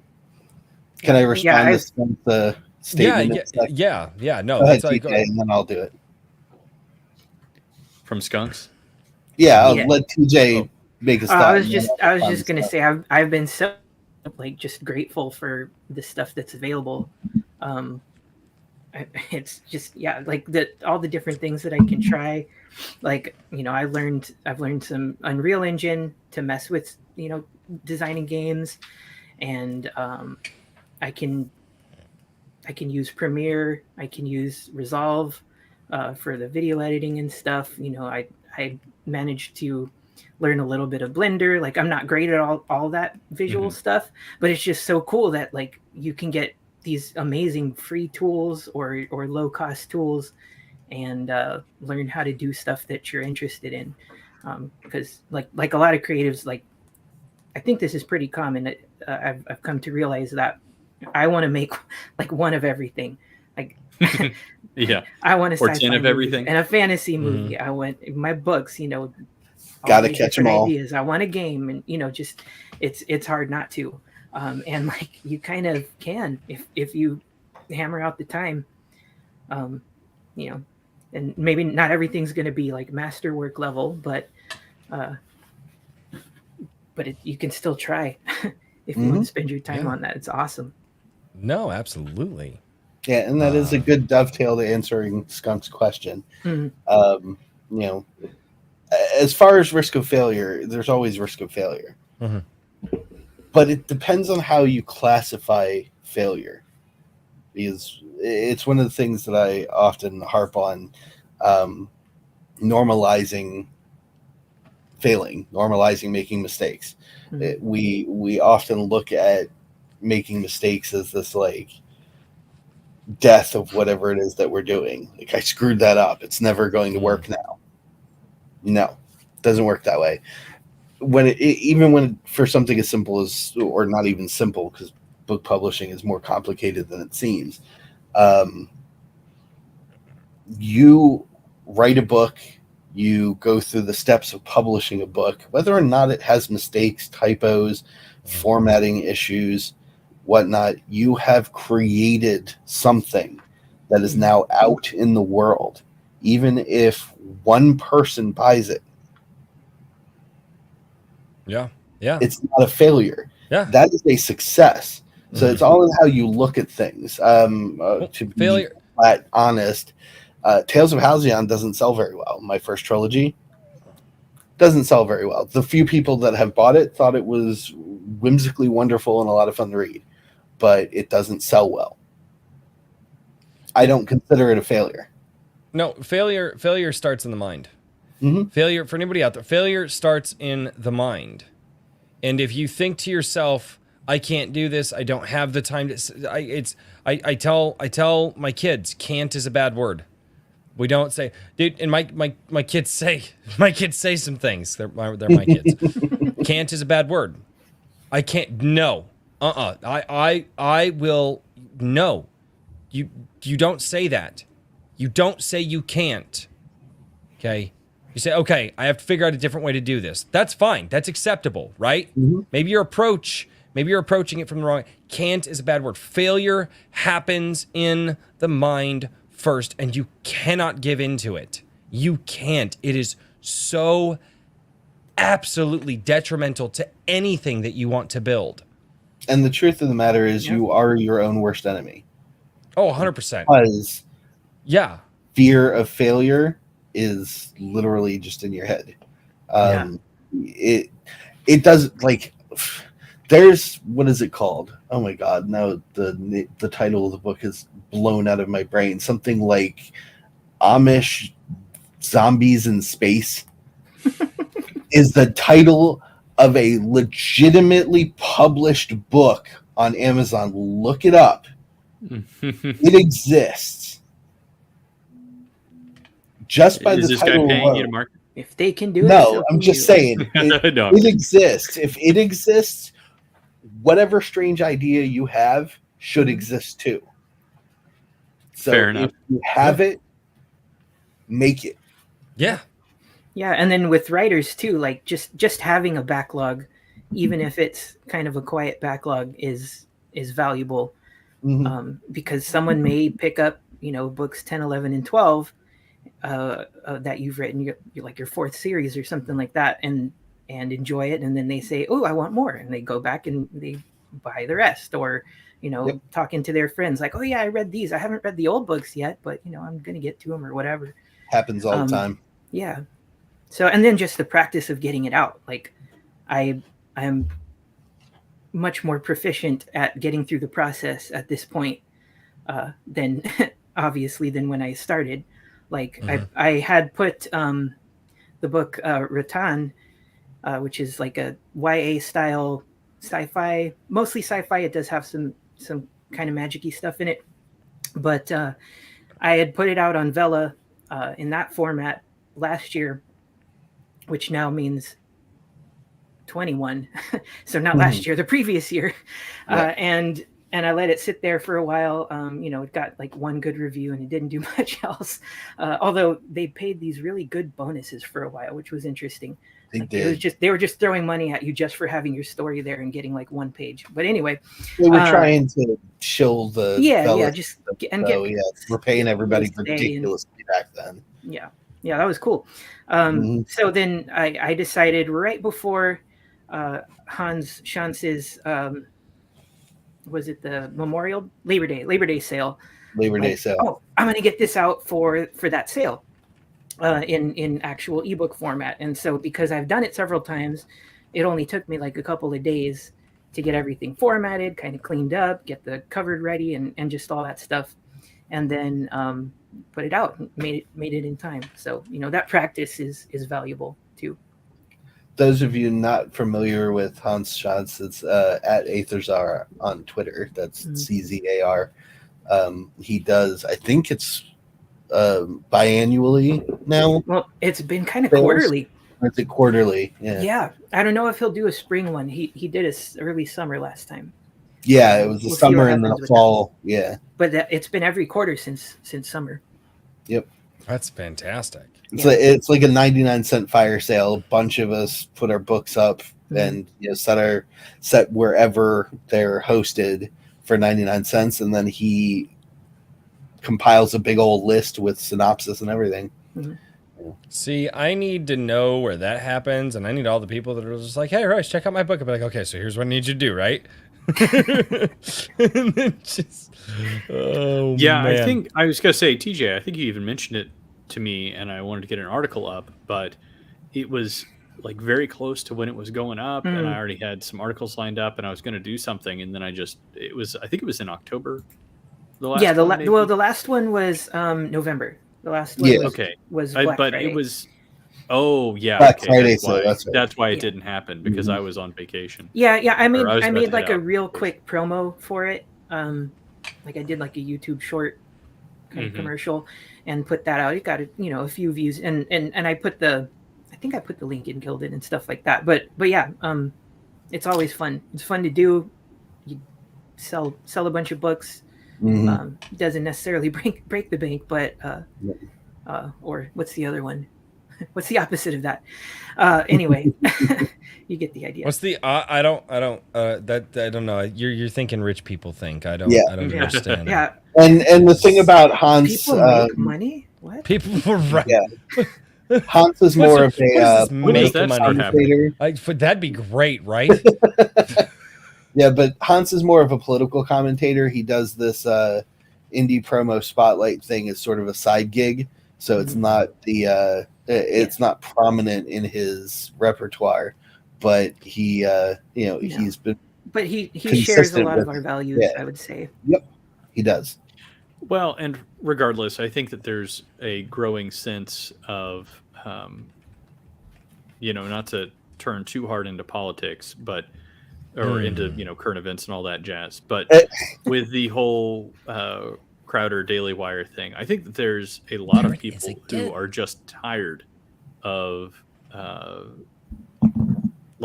just kind of tired of politics and tired of hearing about the same stuff all the time. And I mean, especially, I don't know, I think that there's an opportunity, particularly this year, to gain some traction, because like I was saying, there's a lot of external factors that are also going into it.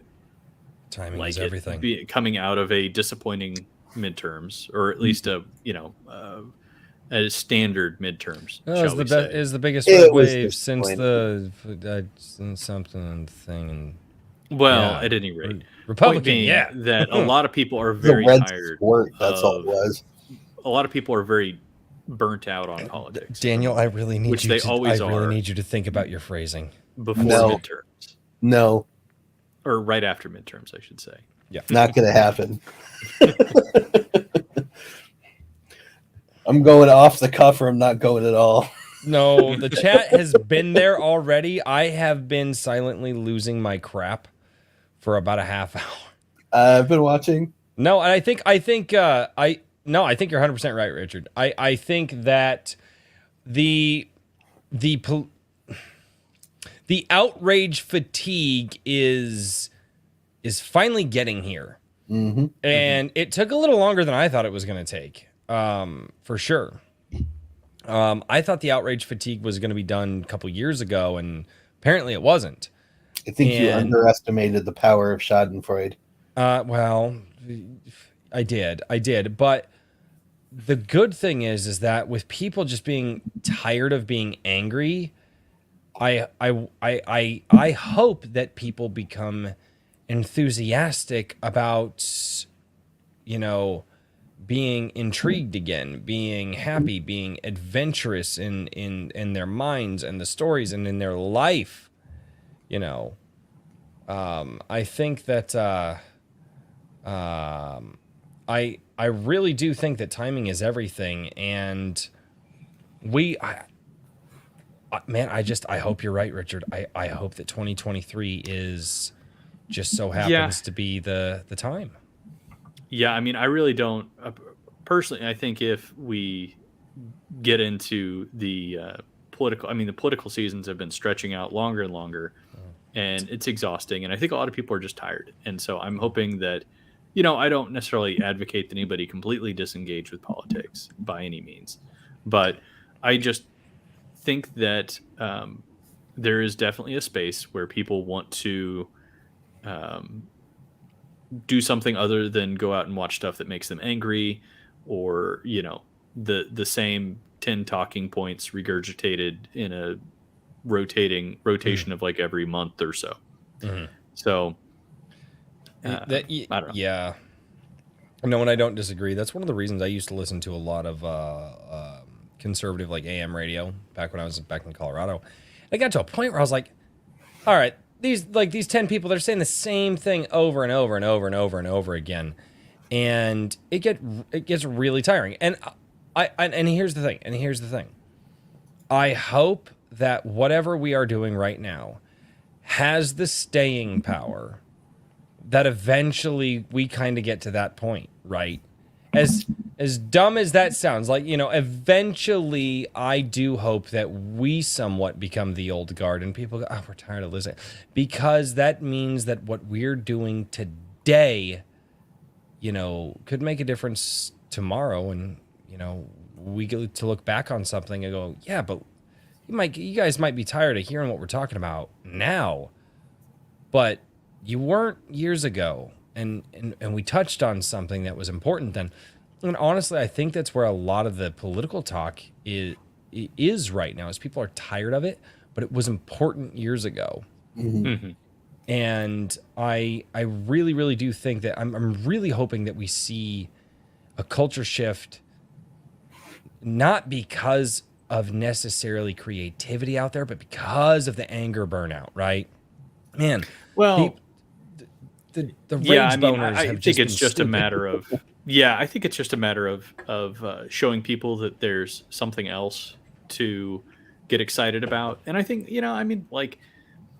I think people enjoy being excited about something. I know that, like TJ's awesome books. Yeah, exactly. And so it's we can I have been sharing the links, guys. You should. I was going to say, and so we can find new people doing new things. And as I've said previously, there's a lot of good stuff that's out there, but and I always encourage people to go out and read some old stuff, some of the older stuff, because there's absolute masterpieces out there. But I think that for people to get like really personally excited about the creation of new things, I think that's an entirely different feeling. And I hope that becomes a more common feeling, because I can say also that you travel in different circles and see how people are, just kind of like the general vibe you get. And I think that there's a lot of negativity going around, in whether it be political circles or other that you're a part of, that I would say most things are pretty negative. And I think that the Iron Age creators have done more than just like keep a stiff upper lip about things. They've really leaned in and said, all right, man, well, this kind of, like you were saying, all right, well, that didn't really sell that well, and I got one review, but I'm going to keep going. And that's just, like, there's going to be a period of time where we kind of get the crap kicked out of us, and you just have to keep going. And I think that determination is going to draw a lot of people. Yeah, the staying power that Royce was talking about. Well, in some respects, you have to create your own staying power. Oh, you didn't like my book? Okay, well, I'm not going to stop. I might, and I'm gonna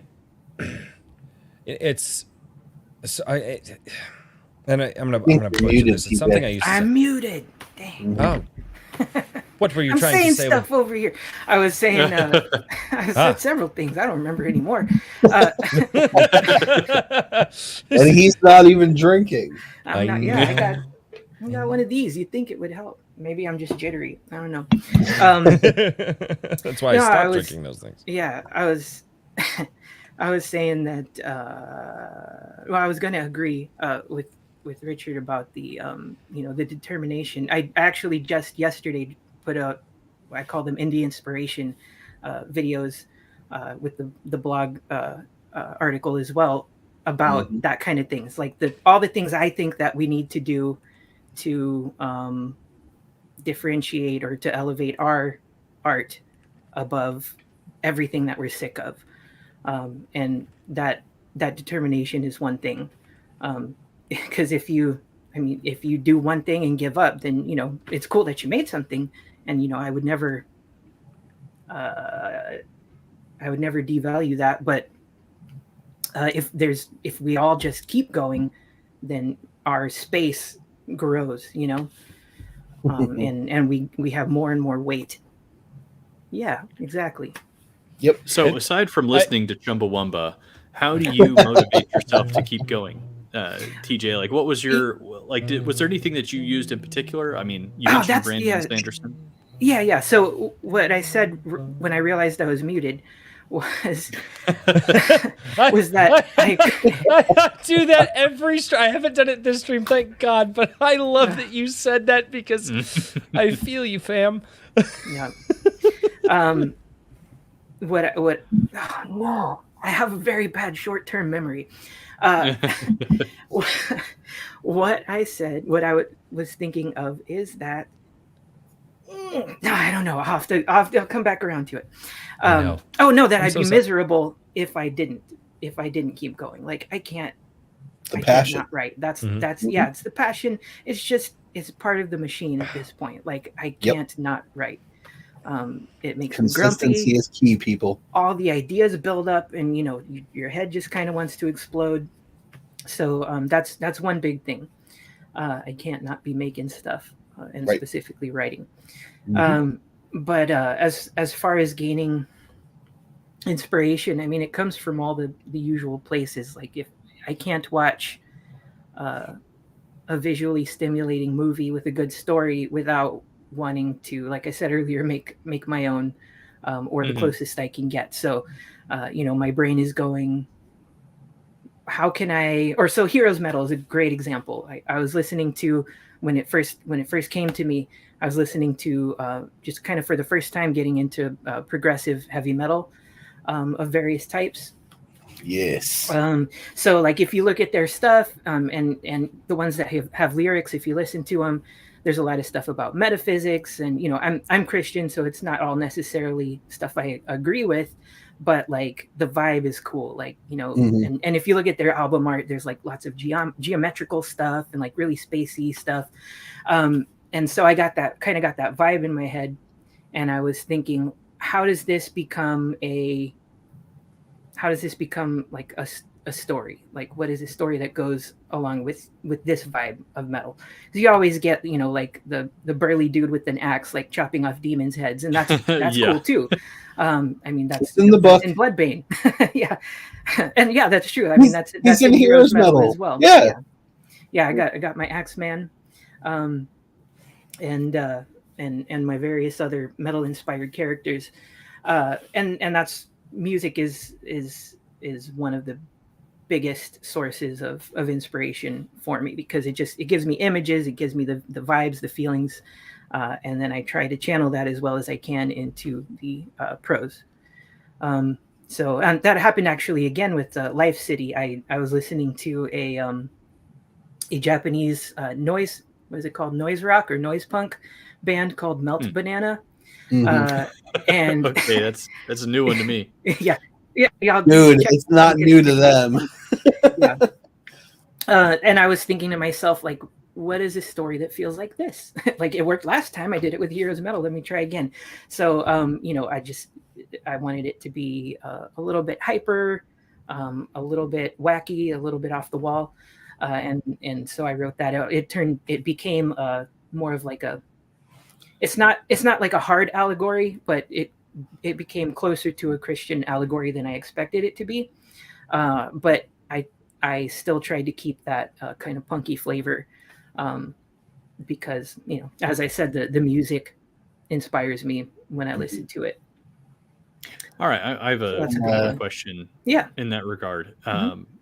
So whenever you're writing, do you look at things like themes? Are you more of kind of like a outline type guy where you are like, okay, I want to integrate these things? You go through and you set it out, or do you just kind of like get an idea and start writing and discover where it goes?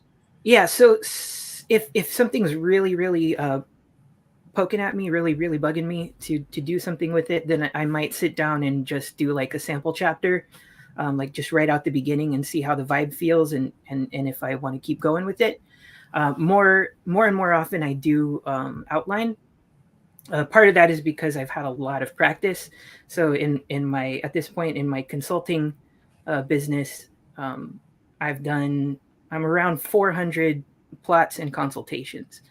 Um, Wow. so I was trying to calculate the hours because I wanted to think like, where is that? It's between 3,000 and 4,000 hours at this point It's a lot that of I've hours. spent writing and or plotting and or world building.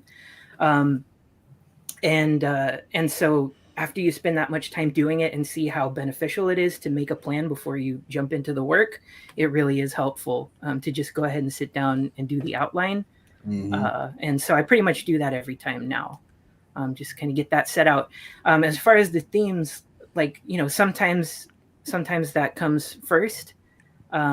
With Ratan, I wanted to do a story about what happens when your young hero, when this is a bit of a spoiler, but I'll go ahead and do it anyway. When your hero, like your Luke Skywalker, is not trained and lifted up by the Yoda, by their master, but when the master betrays the student. And so it did start with that much theme at least, and then the rest, kind of grew it out from there in the outlining phase. But sometimes the themes show up, like, so Heroes Metal, I wanted to have that progressive metal vibe and lots of metaphysical stuff, and kind of channeling Katie called it a brawly representation of Christianity, which I thought was great. I use that whenever I can. I wanted to get that in there. And the themes that started to appear just kind of spun out of it. So, for me, it goes either way. Cool. Yeah, there's always a little bit of what they call pantsing. Mm-hmm. Well, yeah, flying by the seat of your pants, but yeah, most of the time it starts with some sort of outline, some sort of theme, and then just blossoms from there. Mm-hmm. I'm gonna steal a moment to chill through gushing a little bit for TJ. For those of you that have not read Heroes Metal, I may get the name wrong because it has been a little bit, but the character that's stuck in my head the most is, I believe it was Agrathor, the skeleton, the cursed skeletal mage, lightning flinger. He is a wonderfully dynamic and kind of sardonic character. I enjoyed him most of all from the troop in Heroes Metal. He's a little bit. I like a little bit cynical but funny about it, because he's cursed undead. So he kind of self-deprecates a little bit and has moments of flash anger when he's faced with things that everybody else gets to do that he can't do anymore because he's dead. It's very enjoyable. And with Life City, I'm not a huge fan of, I know I'm going to upset poor Black Knight when I say this, I'm not a huge fan of anthropomorphics, but oh no, Life, shame. I love Star Shattered, don't get me wrong, it was really good story to read. Life City, same thing, it was a really good story to read. Everything else that I've read that's been anthropomorphized for the most part, and like I do love what was it 365 infantry is 365 doing. Infantry. But there is that disconnect for me because there is some anthropomorphic stuff, like elements to what he does. But Life City, it was kind of cool to see these anthropomorphized characters going into a most I don't know if it was your intention, but almost like Expendable level, John Woo level, like gun battle stuff with these evil forces. There was something wonderful about it that I really enjoyed when I was reading Life City. Cool. So, I'm like, glad to hear that. just to chill a little bit. It was really fun to write. I had so much fun with that one. I mean, I have fun with all of them, but that one came out really fast, and it's always fun to write fast. No. I think the real question. Hey, I'm not either. What, okay, it was just a furry book. Okay. I'm going to steal the meme for a moment. Stop it. The chat has been going so hard tonight. I don't even know. I don't even know if I should look. I don't. Fine. To be honest with you, I'm just gonna have to go listen tomorrow while I'm cooking or something. Take some of their questions, but tonight I'm really not so sure. Yeah. It might be dangerous water for us to do that. We do have to take the chat's questions, though, and we are in the question territory for the chat. It's true. It's about that time. It is. Fine, bring it on. Tis is about that time. However, okay, I want to try something new. I might need a fourth drink for the chat tonight. Oh, I'm going to need a lot more than a fourth one. I was going to say, Daniel's got to tell us what species his fursuit is. Only if it's a royal decree, my liege. Oh, God. I'm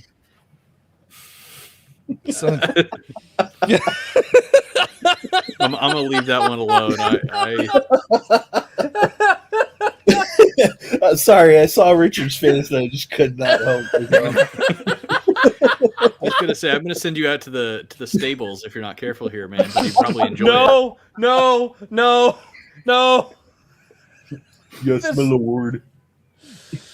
Oh, good God. Oh, no. It's all falling apart on you, man. You know what? We made it 2 hours in. Yeah. This is usually when it falls apart. Yeah. Usually we're about a half hour late tonight. All right. TJ, before we go to the chat, I'm going to give you a middle of the show. No, shut up, Herman. We're not doing that. Anyway, I'm going to give you in the middle of the show. Please tell us where we can find all of your stuff, what you do, how you do, what you want to do. Cool. Where can we go? If you just want to quickly look at books, check out the Amazon author page. If you look for me on Amazon, or if you check, I think you guys have the link there. Mm-hmm. Yeah, I've been sharing Marquis, all of the links. Author. Yep. So everything's there, and they updated the bookshelf look, the look of the page. So it's a little bit easier. I don't know. It was kind of small before, and now they're big. So it just looks a little nicer. And then if you want to follow on Substack and get fairly, I wouldn't say infrequent, but not terribly frequent blog posts about various things. Again, it's on the list to be more regular with that. But if you're interested in, my philosophy about writing will come out sometimes. I call them flash reviews, or they're just kind of short form reviews of the indie books that I read. And the last one was Star Shattered. So, I appreciated that brought in, a good bit of traffic. I've taken to also recording them just as audio and slide, or, like audio and images as YouTube videos. So those are on my YouTube channel, which I think you also linked. And very much appreciate anybody who wants to check those out. I'll keep put it in chat posting again them. if you want to. Yes, thank you. Yeah, and Richard, you are a mod on the channel, so you can actually drop links. Yeah, in the but chat. I have to actually have YouTube open to do that. Well, no, you don't. You have to pop out chat open. I taught Daniel how to do it. It's fine. Yeah, he taught me how to do it. Yeah, I will teach you how to pop out chat. I write books. I don't know how to do anything else. Interesting. Yeah. Yes. So those are and my inspirational videos. There's only 2, but I would like to keep that going as a series because I have a little bit extra optimism And so I would like to share that with people whenever I can. If it if it helps people get their own work done, especially our Iron Age and Pulp Rev and Superversive friends, then that's great. Yes. Yeah, there you go. And I think you got the book links, Substack, YouTube. That's pretty much where all my stuff is. Sorry. Chat's gonna make me feel bad about harping on poor Richard. We're gonna have to, work on that, guys. I'm gonna start using. I'm gonna take Herman's suggestion and start using the royal we. Yeah, he's gonna kick our ass in the after show. But you knew they were going to get tired of just roasting Royce at some point. Yeah, it was inevitable. It was inevitable. The fire's going to spread. I wasn't sure who it was going to go to, but the king has arrived. I think I'm going to be the hardest one to roast, probably because by this point I'm drunk and I don't care. Oh God! Well, one day, Daniel. Okay. Oh man. What the hell happened? Usually about when I sink into the chair to this level, nothing will faze me anymore. Oh, it doesn't even faze me anymore. You remind me too. I was going to get out my giant sword and have it in the background. I don't have a room to be in, but I do have a giant sword. I just forgot to get it. Oh. Well, next time. The theme of the show. Yeah, we do the Iron Age Knights thing, and all of us have a sword in the background. That's interesting. All right. I need to figure out where I was on the super chats. I think we were at the Lord Otter for $2. It says, "Hail Richard from one lord to another." And then I will pull them up. I don't know. Should I pull them up? Should I not pull them up? Yes. I don't know, because some streams I like when they pull them up, and other streams I'm like, oh, it looks really nice when they don't pull them up. And I don't know. I'm still figuring this out. Well, we have this nice background now, so see, yeah, courtesy of Kikomon and Neutron Bore. So, thank you to those guys. And speaking of Kikomon, you got Royce's patron of many artists. Glowing green eyes shooting out from between our individual screens there. It's awesome. I love it. It's so great. I'm getting to it, Kikomon. Kikomon says, how many cops does it take to change a light bulb? 1, to shoot the room for being black. 2, to shoot the bulb for being broke. And 3, to change the bulb.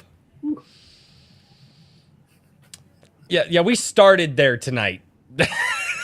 I saw that one come in pretty early. I was like, I know. I was like, oh no. How many drinks had Kikomon had? Oh no, he and Toxic were going at it.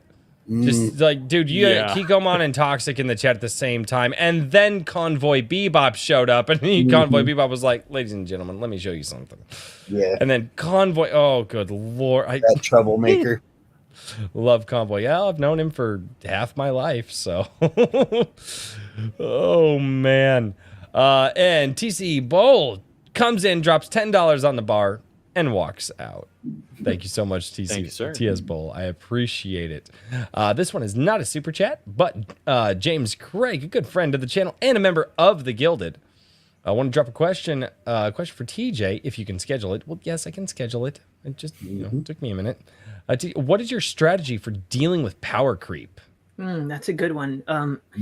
It's hard too. I mean, I think it depends on the story, because I've got different worlds set up where they're all at different levels, and I do tend to enjoy the characters being on the more powerful side. So I would say it's sort of accepting the lengths to which you're going to have to go to make it work for that character. So coming to power, he starts out like he's extremely powerful with extreme potential. Like I think of it along the lines of Dragon Ball power scaling, pretty much. So he is or could be at the point where this is the hero John I'm talking about. Yeah. He could carve out chunks of mountains. But that's just the nature of the gift he's been given. So the question is not so much in is he going to be able to deal with a particular problem? It's like, how does he deal with the problem morally, or like how does he deal with the fact that when he uses too much power all at once, it puts him out of commission for a while, thereby leaving his friends in danger.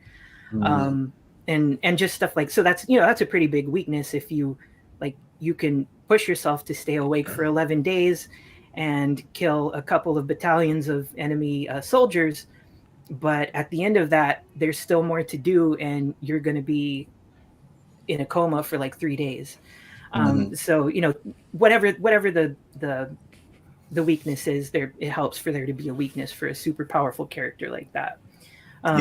In Bloodbane, since I intentionally started at a much lower power level, he's just a strong dude because he's a lumberjack. I got to, and because I was using some lit RPG mechanics, I got to kind of tune it. And since I was keeping track with the stats, that actually helped me to stay on a track, so that when I read through the book, when I read through the draft, I was able to look and say, all right, like what needs to be taken down a notch here, and like what needs to be pumped up there, and stuff like that. So, I think it depends. It's specific to the characters.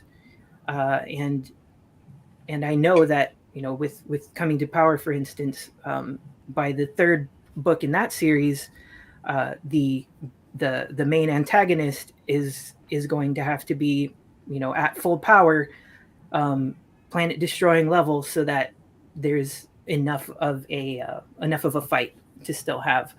And in other ones, other books, just gotta keep an eye on it, and I guess be willing to cut them back if they're a little too powerful, or be creative enough to find new weaknesses. Yep. Same thing I had to pull with Paragon and Legacy of Heroes, because super strong and vulnerable guy. You have to figure out how to make the character still be relatable in some way. If it can be done well, I'm always a fan of, to kind of avoid the power creep, the kind of the existential crisis of the hero. That's what I leaned into. Yeah, he kind of has to, he kind of has to rediscover why he was a hero. And just can't use his power to the fullest, or whatever. I like things like that, because it's good, and it's a good thing to refocus and rehumanize the hero, too, as well as kind of avoid, again, that power creep where things just keep growing and getting bigger and bigger. And then obviously, if you just introduce a villain that is just knows where to hit the hero, you can avoid a lot of the power creep, because it could be, mind versus muscle. Yep. As was often seen. Yeah, as was often seen with, Lex Luthor versus Superman. So. Yeah, I did the same thing with LOH. Holy shit, Mike Miller's old. Sorry. Sorry. He saw the Monkees in concert when he was in middle school. I love the Monkees. I also love the Monkees, but I am not old enough to remember them when I was... Anyway. Yeah, there's a part of when I was writing the finale for LOH, I was like, how do I make this villain character who is essentially like a disillusioned Batman? So he's not superhuman. He's just really good at what he does. How do I make him capable of combating an invulnerable, super strong teenager and a teenager with a shadow that can kick the crap out of anything? So in designing that, I leaned into the technology aspect with the villain character had implanted bright LEDs into his gloves in order to combat the shadow. How do you fight a shadow? With light. So whenever the shadow was coming at him, he would flash the light to dissipate it and thus neutralize the target. But from the tactical strategy point, he was also using that flash to blind Paragon. Every time Paragon would come at him, he'd hit him with the same flash to blind him and throw him off. And that didn't stop it, but it definitely gave him the opportunity to maximize on what he could do in that battle. And that was my way of getting around that kind of power creep with superheroes, because in fantasy you can come up with all kinds of different ways to make neutralize power creep, and with superheroes it's a lot harder. And that's one of the things counters is definitely a good way. Yeah, exactly. I agree. But in the middle of the book, like Royce was talking about, that humanizing moment, and one of the things that I love talking with him about, the Crenshaw Five, which is this group of children that Paragon meets. He meets them after he's run away from a fight, and it wasn't because he didn't think he could win per se. It was because he had a moment of fear when James told him to run. Because if James thought it was an unwinnable battle, he felt he had to ditch. Even though he could have survived and probably mopped the floor with all of them. That instinct as a young man, my friend is yelling at me to run. Something's wrong here. And he didn't use his logic. He reacted on instinct and he bounced. And in the course of conversation with the Crenshaw Five, a bunch of children, he realized, I didn't need to do that. That wasn't a heroic thing to do. I need to go back and save my friends instead of run away like he told me to. And that galvanized the character to really lean into his original moral stance from the get-go, the thing that attracted everyone to him, and righted the course, got him back on track again. The existential crisis for flat arc Paragons is really compelling. It's a good one, and it's been used as it's somewhat of a story trope for many years. It's really the backbone of Superman. The existential crisis is the backbone of the Superman story. It is, and nobody, and that's why these modern a-holes don't. Yeah, they don't do it well. Yeah. I need to pull something up, and I gotta hate that I'm about to pull this up, but I need to Kikomon. Good night Kikomon, and I am actually going to pull up something that Kikomon sent me, and I'm going to pull this thing up, and the soy must flow, my friend. There we go. Okay. And I'm going to have you guys mute because I'm going to have to change my audio source, and you guys are going to get blasted with your own audio. But give me just a second here, because the only way that I can play this is if I... okay. So the audio is a little bit muffled. I'm going to actually go rip it from Mr. Blacklist Universe stream. But yeah, if you guys will mute for a minute here, I need to adjust my settings in StreamYard, because otherwise you guys are going to get blasted with your own sound. But I have to share this because, for those that don't know, Mike S. Miller did a drawing of Kikomon in Drawn and Quartered. And my chat showed up. And I had to leave the live viewing as we were doing the watch-along party in my voice chat to go help my wife with something that she was doing for work. And I come downstairs, and I'm going downstairs and trying to get back into the chat, and this is what I hear. And please tell me if you guys can hear. Wilberforce Rooster says Iron Age guy. Fluffy the Spaceman says Iron Age daddy. That might be like a, I don't know if that's a... No, that's referring to Royce. Okay. All right. Brayden Stewart says a drink with craziest. #1 Iron Age YouTuber. Asher Bruner says Iron Age Daddy 2. Let's see, there were some more. Kiko Man says #1 Iron Age YouTube Daddy. All right. Trippy Soul says #1 Iron Age Booty Daddy. I don't. Wow. What is an Iron Age Booty Daddy? Is this Wilberforce?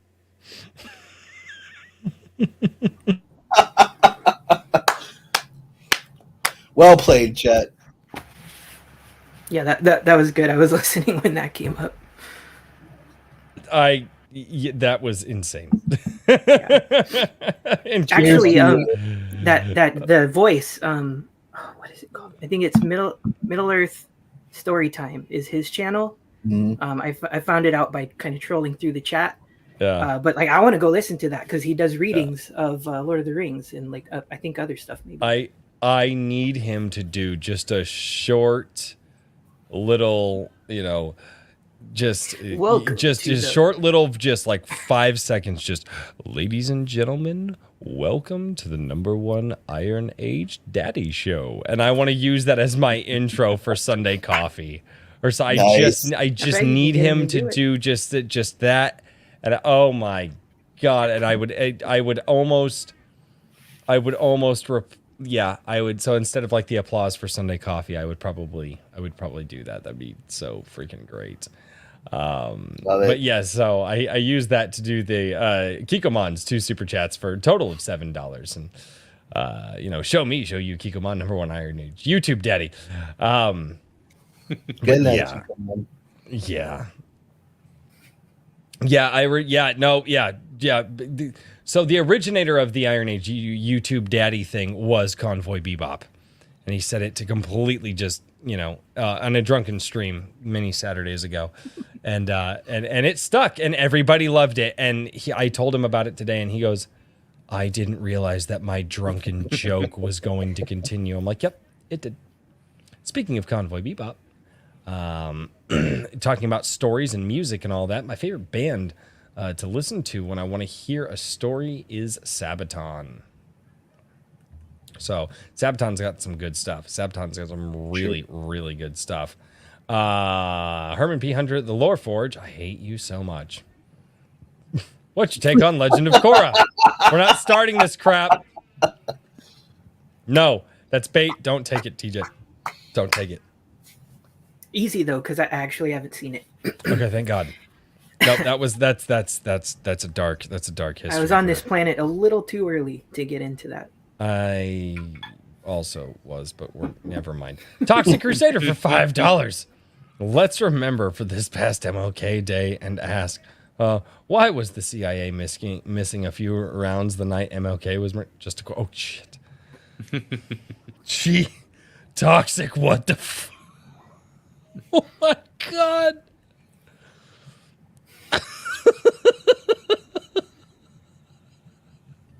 Leave it to Toxic Crusader to shut us down for a second. I love it. Oh man, Toxic. He don't care, man. He don't care. He's like, yep. He don't care. Oh man, I love it. Oh God, guys, do you have any more questions for TJ and or any more things that you want to make fun of me for, and or things that we can make fun of the king for? Where the hell did the King Richard thing start? I saw it somewhere. It was somebody yesterday in chat decided to say that. I'm not exactly sure. Oh, that's what inspired it. I don't know either. Oh, I hope it morphs into like Richard the Lion. Oh, it's JVP. That's who it was. He goes me. JVP. Oh man. Just Toxic Crusader goes, it's not my channel. Oh sorry, no. Better than the nickname JVP gave me. Convoy Bebop for $2. Where's the best town to have an ATF bonfire? Convoy, you don't have to send it as a super chat. I will read the punchline. Mm-hmm. I don't know if I want to know this. I don't know if I want to know this. Toxic Crusaders trying Waco. Mm-hmm. Yeah. Oh shit. Oh man. Here we go. Welcome to my chats. Yeah. I love my chat. I don't care. I love my chat. Oh, my chats. I have the best chat ever. And Periapsis Press says next book in Heroes Metal when? So 2 to go, but hopefully both this year. So I'm working on number 3 right now. I want to roll straight into number 4 because they're actually not that long. They'll probably be between 50, 60, 70,000 words. It's about how long the other ones were. So next one, oh no, I can't say it. There's too many spoilers if I say what it's about.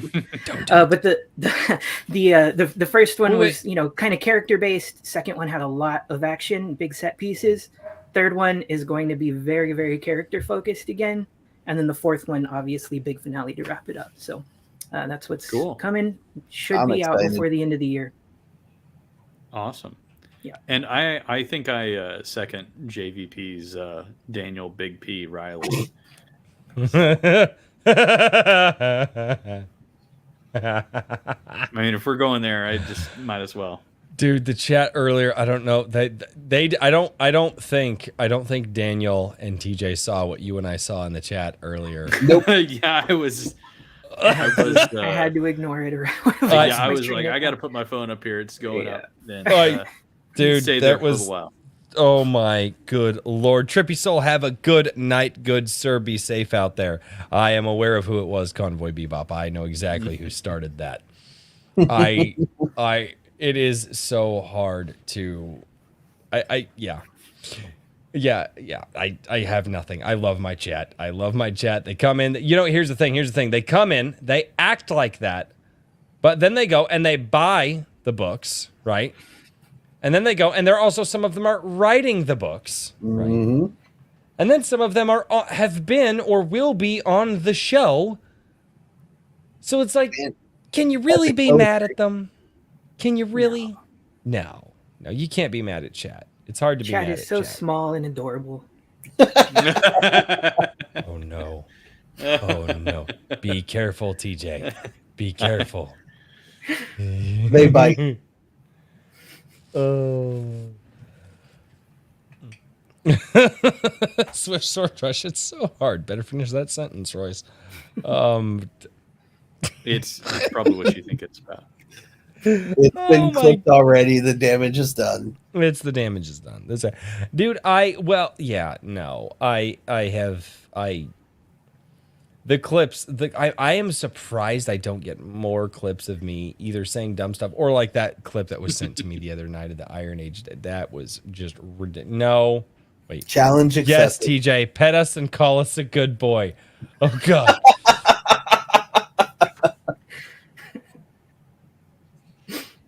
We're really leaning into a new side of the Iron Age tonight, I guess. Yeah, this is. I didn't realize. This is what I love to call Convoy's bullshit. I have known it for many years, and it never stops blindsiding you. It always comes from a different direction. Oh God. Yes. Oh man, gentlemen, it has been just an absolutely fantastic conversation this evening. And TJ, you've got many works right now behind you and many works in front of you. And I hope that you just keep pushing forward and keep and keep selling your books and keep growing and learning and networking. And then not only that, but trying to figure out all of the different technologies that you are working with, just to, I want to see where this goes. And with that being said, sir, give us your final thoughts for the evening. Well, so yeah, thanks for having me. It's been good and fun, funny. I'm going to have to go listen and the live chat or watch and watch all that. Yeah. Yeah. Watch that you can have an off camera reaction to the... Yeah. Hey, honey, look at this. No, right. No, that's. I mean, I don't know her sense of humor, maybe, but like also like no. No, you're right. Not like that at all. Yeah. Oh, and that reminds me, like way at the beginning, you said how many kids? I got 4. So there you go. Oh yeah. Yeah. Mm-hmm. I also have 4. Good babies man. Are twin girls, 2 baby girls. Oh, nice. Wonderful, dude. Crazy. Yeah, I imagine. Yeah. Man. So, yep. but yeah, so if you would like to help support my many children, you can buy my books.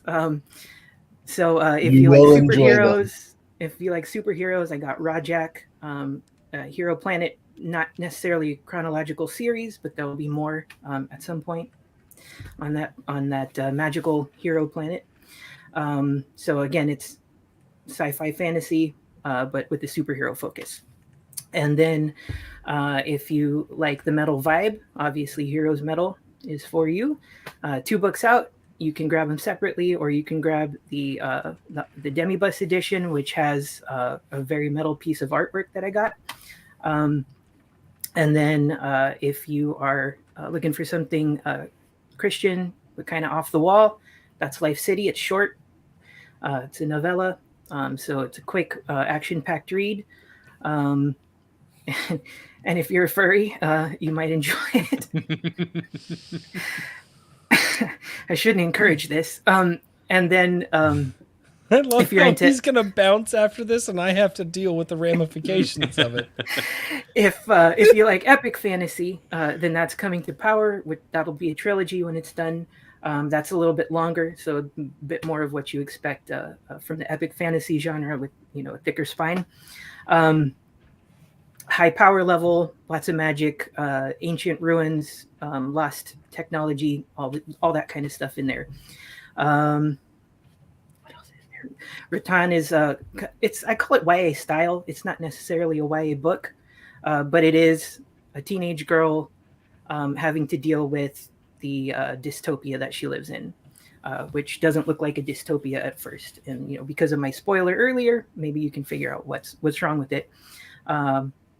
But if you like AI and if you like robot, then you might also enjoy that one, because her companion is really, really important to the story. I'll just say that. Is that all of them? And then Bloodbane. Man, you got so many already. Yeah. So I mean, it was a bit of a, I don't want to say it's a mistake, but I started 3 series in parallel, and so now I have to catch up and finish them, which is fun, but that. It's like it makes hold a little bit longer. Hold on. 3 series. You have to catch up with your own stuff? How the hell am I supposed to do it? It takes a lot longer to write it than read it. You're wrong. I promise you, you're wrong. You've not met me. You have not met me. Unless you're Royce. Yeah, no, it's bad. It's bad. I need fair. I need. But yeah, they're all going to be done. Yeah. I had the same reaction when he told me that he was running 3 series at once. I was like, "You're insane." Yeah, I'm blame 2020. The lockdown hit, and I was like, I'm going to start putting these out, and I'm going to see what gets the most interest. And I'll finish that one first. And overall, that's been Heroes Metal. So it actually doesn't have the most reviews. So if you review it, then I would very much, or if you buy it and read it, I'd very much appreciate a review, both on book 1 and book 2, or the Demibus if you buy it. But yeah, so that's why that one will be done first. Fantastic. We did That's it. Oh, I did want to take a second actually and show my service. So if you're a creative or a producer, and you want help with ideas, organization, managing the projects, you can take a look on my Substack on my credits and consultations page. It shows everything I've worked on. Not everything. It shows the most prominent things that I've worked on. So I've done games in Web3, audio series, and then everybody's novels and other indie games that aren't out yet. Stuff I can talk about, stuff I can't talk about. But I like to help people figure out, what they want to do, and build things that, they just can't quite figure out how to build themselves. So that's he is a great creative coordinator. Thank you. And I see Brian had a question. He said, when a children's book? Obviously, I would love to do a children's book as well. They're short, so, maybe I'll just pop it off between other novels. But I don't know. I don't have a concrete answer for that. The way to build culture is to get the kids. We got it. Yeah. You got to get the kids. I mean, to go back to a comment earlier, the public school system, they're getting the kids. Which incidentally, yeah, my everything is appropriate for teenagers at least, if not down to maybe 10. You know, I am comfortable with my kids, my 2 older ones anyway, because I'm comfortable with about PG-13 for them. PG-13, I'm good with. And I guess that's when I say, kid friendly. I mean, like PG-13. Now, my youngest daughter is in love with George Alexopoulos' Gooseberry Pie. Oh, she just fell in love with that book. So that is a fantastic. And I have to figure out how to get George over here. I will figure that out one of these days. But yes, yeah. But no, but yeah, get the kids, man. If you got PG-13 stuff, I'll buy. I need to buy it. It's in the wish list. I have a stack of books over here that I'm staring at that I need to read. I try to aim for, I guess you would call it 6th grade, like the 11, 12 age range and up, as best as possible. There are some things in the upcoming LOH stuff that may push that boundary a little bit. Just a little bit, but it's relevant and unfortunately necessary, so I had to go with it. No, not George the Giant Slayer. George Alexopoulos. No, Raven Nevermore. Anyway. D Prime. Katie has an interview with him. Mm-hmm. Yes, she does. Yes. And all right. Now, for the shill master himself, Mr. Daniel P. Riley. Don't ask. What are you? Stop it! Stop Fourth it! Drink, man. Stop it! So you've had enough drinks to start rambling now.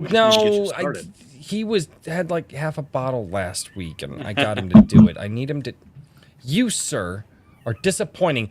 All right, ladies and gentlemen, if you would please go check out whimsyland.org down in the chat below. Whimsyland.org is where you can find the services of the man, the myth, the legend, Mr. Daniel P. Riley, where he offers his editing, his coaching, and his fantastic mind to those out there who are trying to create. In addition to that, you can find the Tales of Halcyon, a 3-book series that he worked on with fantastic artwork done by his daughter. He also has many other projects coming up. So, ladies and gentlemen, never forget Mr. Daniel P. Riley at whimsyland.org. Hey, you're good at that. Yeah. Thanks, me. There you go. No, yeah, and Daniel's a good coach. I did it again. Yeah, you can see that if you hop in the Discord server. What's coming? Laureate, yes. We one of the things that I didn't get to mention, actually, that I would like to mention. So, first impressions, we have a thing called Blurbs Day. It happens on Thursday, where we work on the book synopsis, the little marketing ads, try to come up with the best catch phrases and short paragraphs that define everyone's books. And when TJ put his Bloodbane up on Blurbs Day, the first thing I thought, even though it was just a rough draft of his synopsis, was, it's a horrible night for Curse. And he's like, yeah, that's exactly what I was going for. I'm like, yes! Because I love Castlevania. But yeah, Laureate It's been Discord. fun to get back there. Yeah, the Laureate Discord group, links in my Twitter, possibly in the chat. I don't know, because I'm not great with technology other than writing books. I would probably stop breathing if people didn't tell me to. His whimsyland.org is down there, and you guys can find him over on Twitter at Mr. Daniel P. Riley. And tomorrow, Comedy's Tragedy. What happens to the villain character Comedy from Legacy of Heroes 1 going forward? It's kind of a twist and setting up for a much darker villain in later books. That's all I'm going to tease as far as that's concerned. And it gets a little fantastical just for fun, because Cool. I like that sort of thing. And of course, G Sedai, probably my most popular of books, the Neo Tokyo Samurai, short epic, working on book 2. It's turning out a lot better than book 1, with more character development and the same amount of gruesome sword fighting action. So that's the best I can do on 4 drinks, gentlemen. I apologize. That was We need great. 7 next week. I need you. I need you so hammered. You just, it's all it is a shill. Every word out of your mouth is a shill. You might as well just set me up for my own interview and just let me get drunk for a night. Yeah, we should do that sometime, Daniel. That's a fantastic idea. Ladies and gentlemen, we may have our first Iron Age Nights of February. What are you thinking, Richard? Yeah, I mean, that works for me. I'd love to grill him, but the only thing I would say is that I'd like to read a little bit more of his stuff. Oh, yeah. So give me another. Oh, man, good Lord. Give me a little yeah, Brian. Yeah, 2 months. Don't say it. If we go by Royce's calendar, we'll be doing this in 2024. That's generous, but no, I'll try and crank through them, and we'll talk. Oh yeah, totally forgot. Tales of Halcyon is getting a reprint. I'm calling it Tales of Halcyon Reforged. Artwork by Ian from Twitter, his Twitter handle at The Great Scott. He has been drawing some amazing pieces for me to add to the story, and I'm going to redo it in one book, all 3 in one compendium, and a hardback for epicness. The new cover artwork in the midst of the story, like the old epic fantasy books. I'm going for that aesthetic with this Reforge. And I have to say this, Brian McCoppin says, I was like, oh, it's my Latin is definitely rusty, but in vino veritas. Truth, brother. There is truth. In wine there is truth. Oh man, this is my night for drinking. I don't drink at all except for on this show. Oh, I love that I can be a bad influence on the world. It's fantastic. And the first Iron Age night that I was a bad influence on, Mr. Richard. King Richard. I apologize. Your lordship, Mr. King Richard. I'll let it slide this time. Would you kindly bestow upon us where we may be able to find you among the interwebs?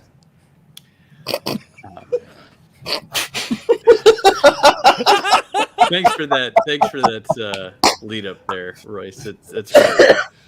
My improv is getting better. I'm proud of me tonight. Yeah. Well played, sir. Well played. That's the word I would use for it, but it's getting more something all right. Sorry. IronAge.media. Yes. And right now we have the prompt voting going on from December. Vote. If you have not gone and checked out a couple stories, I really encourage you to. And vote. It determines who gets featured next month. And, there's a lot of great authors who are putting in hard work and putting themselves out there. And I just ask that everybody, pitch in as a fan and give them a read. Also, I'm going to be, I'm going to officially be putting it out on Monday, but I am looking for articles for February. So if you have something coming out that you want to talk about, or if you have something that you want to write about that you're a big fan of, I encourage you to send me an email at contact@ironage.media. So awesome. And thank you, and Chad. is that email on ironage.media? I saw. I watched all 3 of you look at the chat. I saw it. I think you should have to His pay you for that one. Highness Dick Richards, the Iron-Hardened Iron Knight, the 69th. That's certainly something there. Welcome to my chat. Welcome. Yeah, this is actually, Herman, you're right. We need articles, so send them in, peasants. Let's go. Chop, chop. Peasants. You have to do. I'll try to work on one for Comedy Strategy. I think you asked me to write something for you a while back, and that was like 3 months ago. No, I asked you. Well, yeah, I did. I'm just gonna write it for you whenever I get around to doing that portion of the site. And I don't remember what it is, and I've asked you to resend it to me, and it never. I did, but you didn't do it then, so I'm just gonna take care of it. Don't worry about it. I don't know. Then you two start clucking like a bunch of freaking hens in the chat, and I'm just like, where does that thing go? No, I'm just messing with you guys. You guys talk a lot in the chat. Anyway, ladies and gentlemen, We do. it is I have the peoples that like to make fun of me in the chats. Some would call them friends. I am not so sure. Well, Peasants my is what liege they and are. I have great conversations in our own direct message, but we just roast you when we're together. I'm aware. Oh, I'm left out. Yay. I feel so loved. Ladies and gentlemen, thank you so much for being here for Iron Age Nights. As always, you can find me right here on this channel or on my ADWC gaming channel tomorrow night at 7 p.m. We will be kicking off the Star Shatter tabletop game. We have some fantastic players, members of the channel, and the Gilded.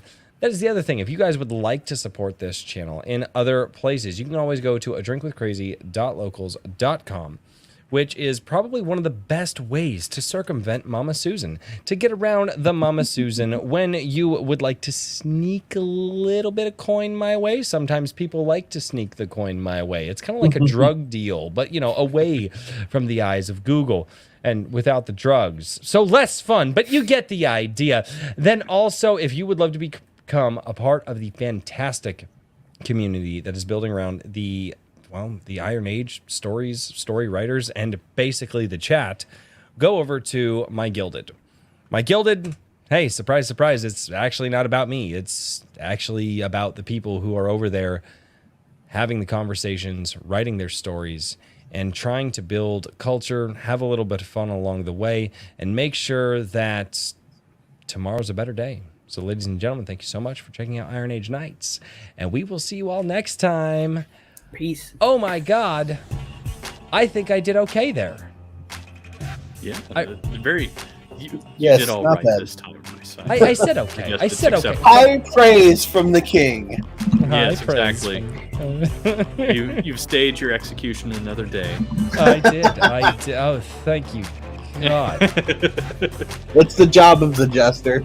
Right. Well, it's one of the things is I've always felt that the jester's really the only man who is allowed to be honest with the king. Yeah. Correct. That's you the think about idea. Yes. Oh, it's fun. I love it. Oh, I my make a good Lord. poor drunken vizier. Yikes. Good. I got drunk enough one day and realized I was good at it. Might as well go for it. You've had years of practice now. Right, yeah. Oh, and by the way, over on the locals side for 420, Frequency Studios says, hit the like button. Now, that would be wonderful if you guys would hit the like button on your way out. Like, And thank you so subscribe, much. join Gilded. Yeah, join the Gilded. Yeah, that community is fantastic over there. Come hang out with us. Yes. Oh, yeah, no, it's great. It's great. If you guys want more of my chat and more of the fantastic authors, check out My Gilded. Seriously, I can't shill that one enough. The Gilded has become something beyond what I ever thought it could be. Oh, good Lord. That was a terrible copy pasta. That was bad. And ladies and gentlemen, thank you so much for tuning into Iron Age Nights. We will see you all next time. Cheers, everybody. Good night, Good everybody. night.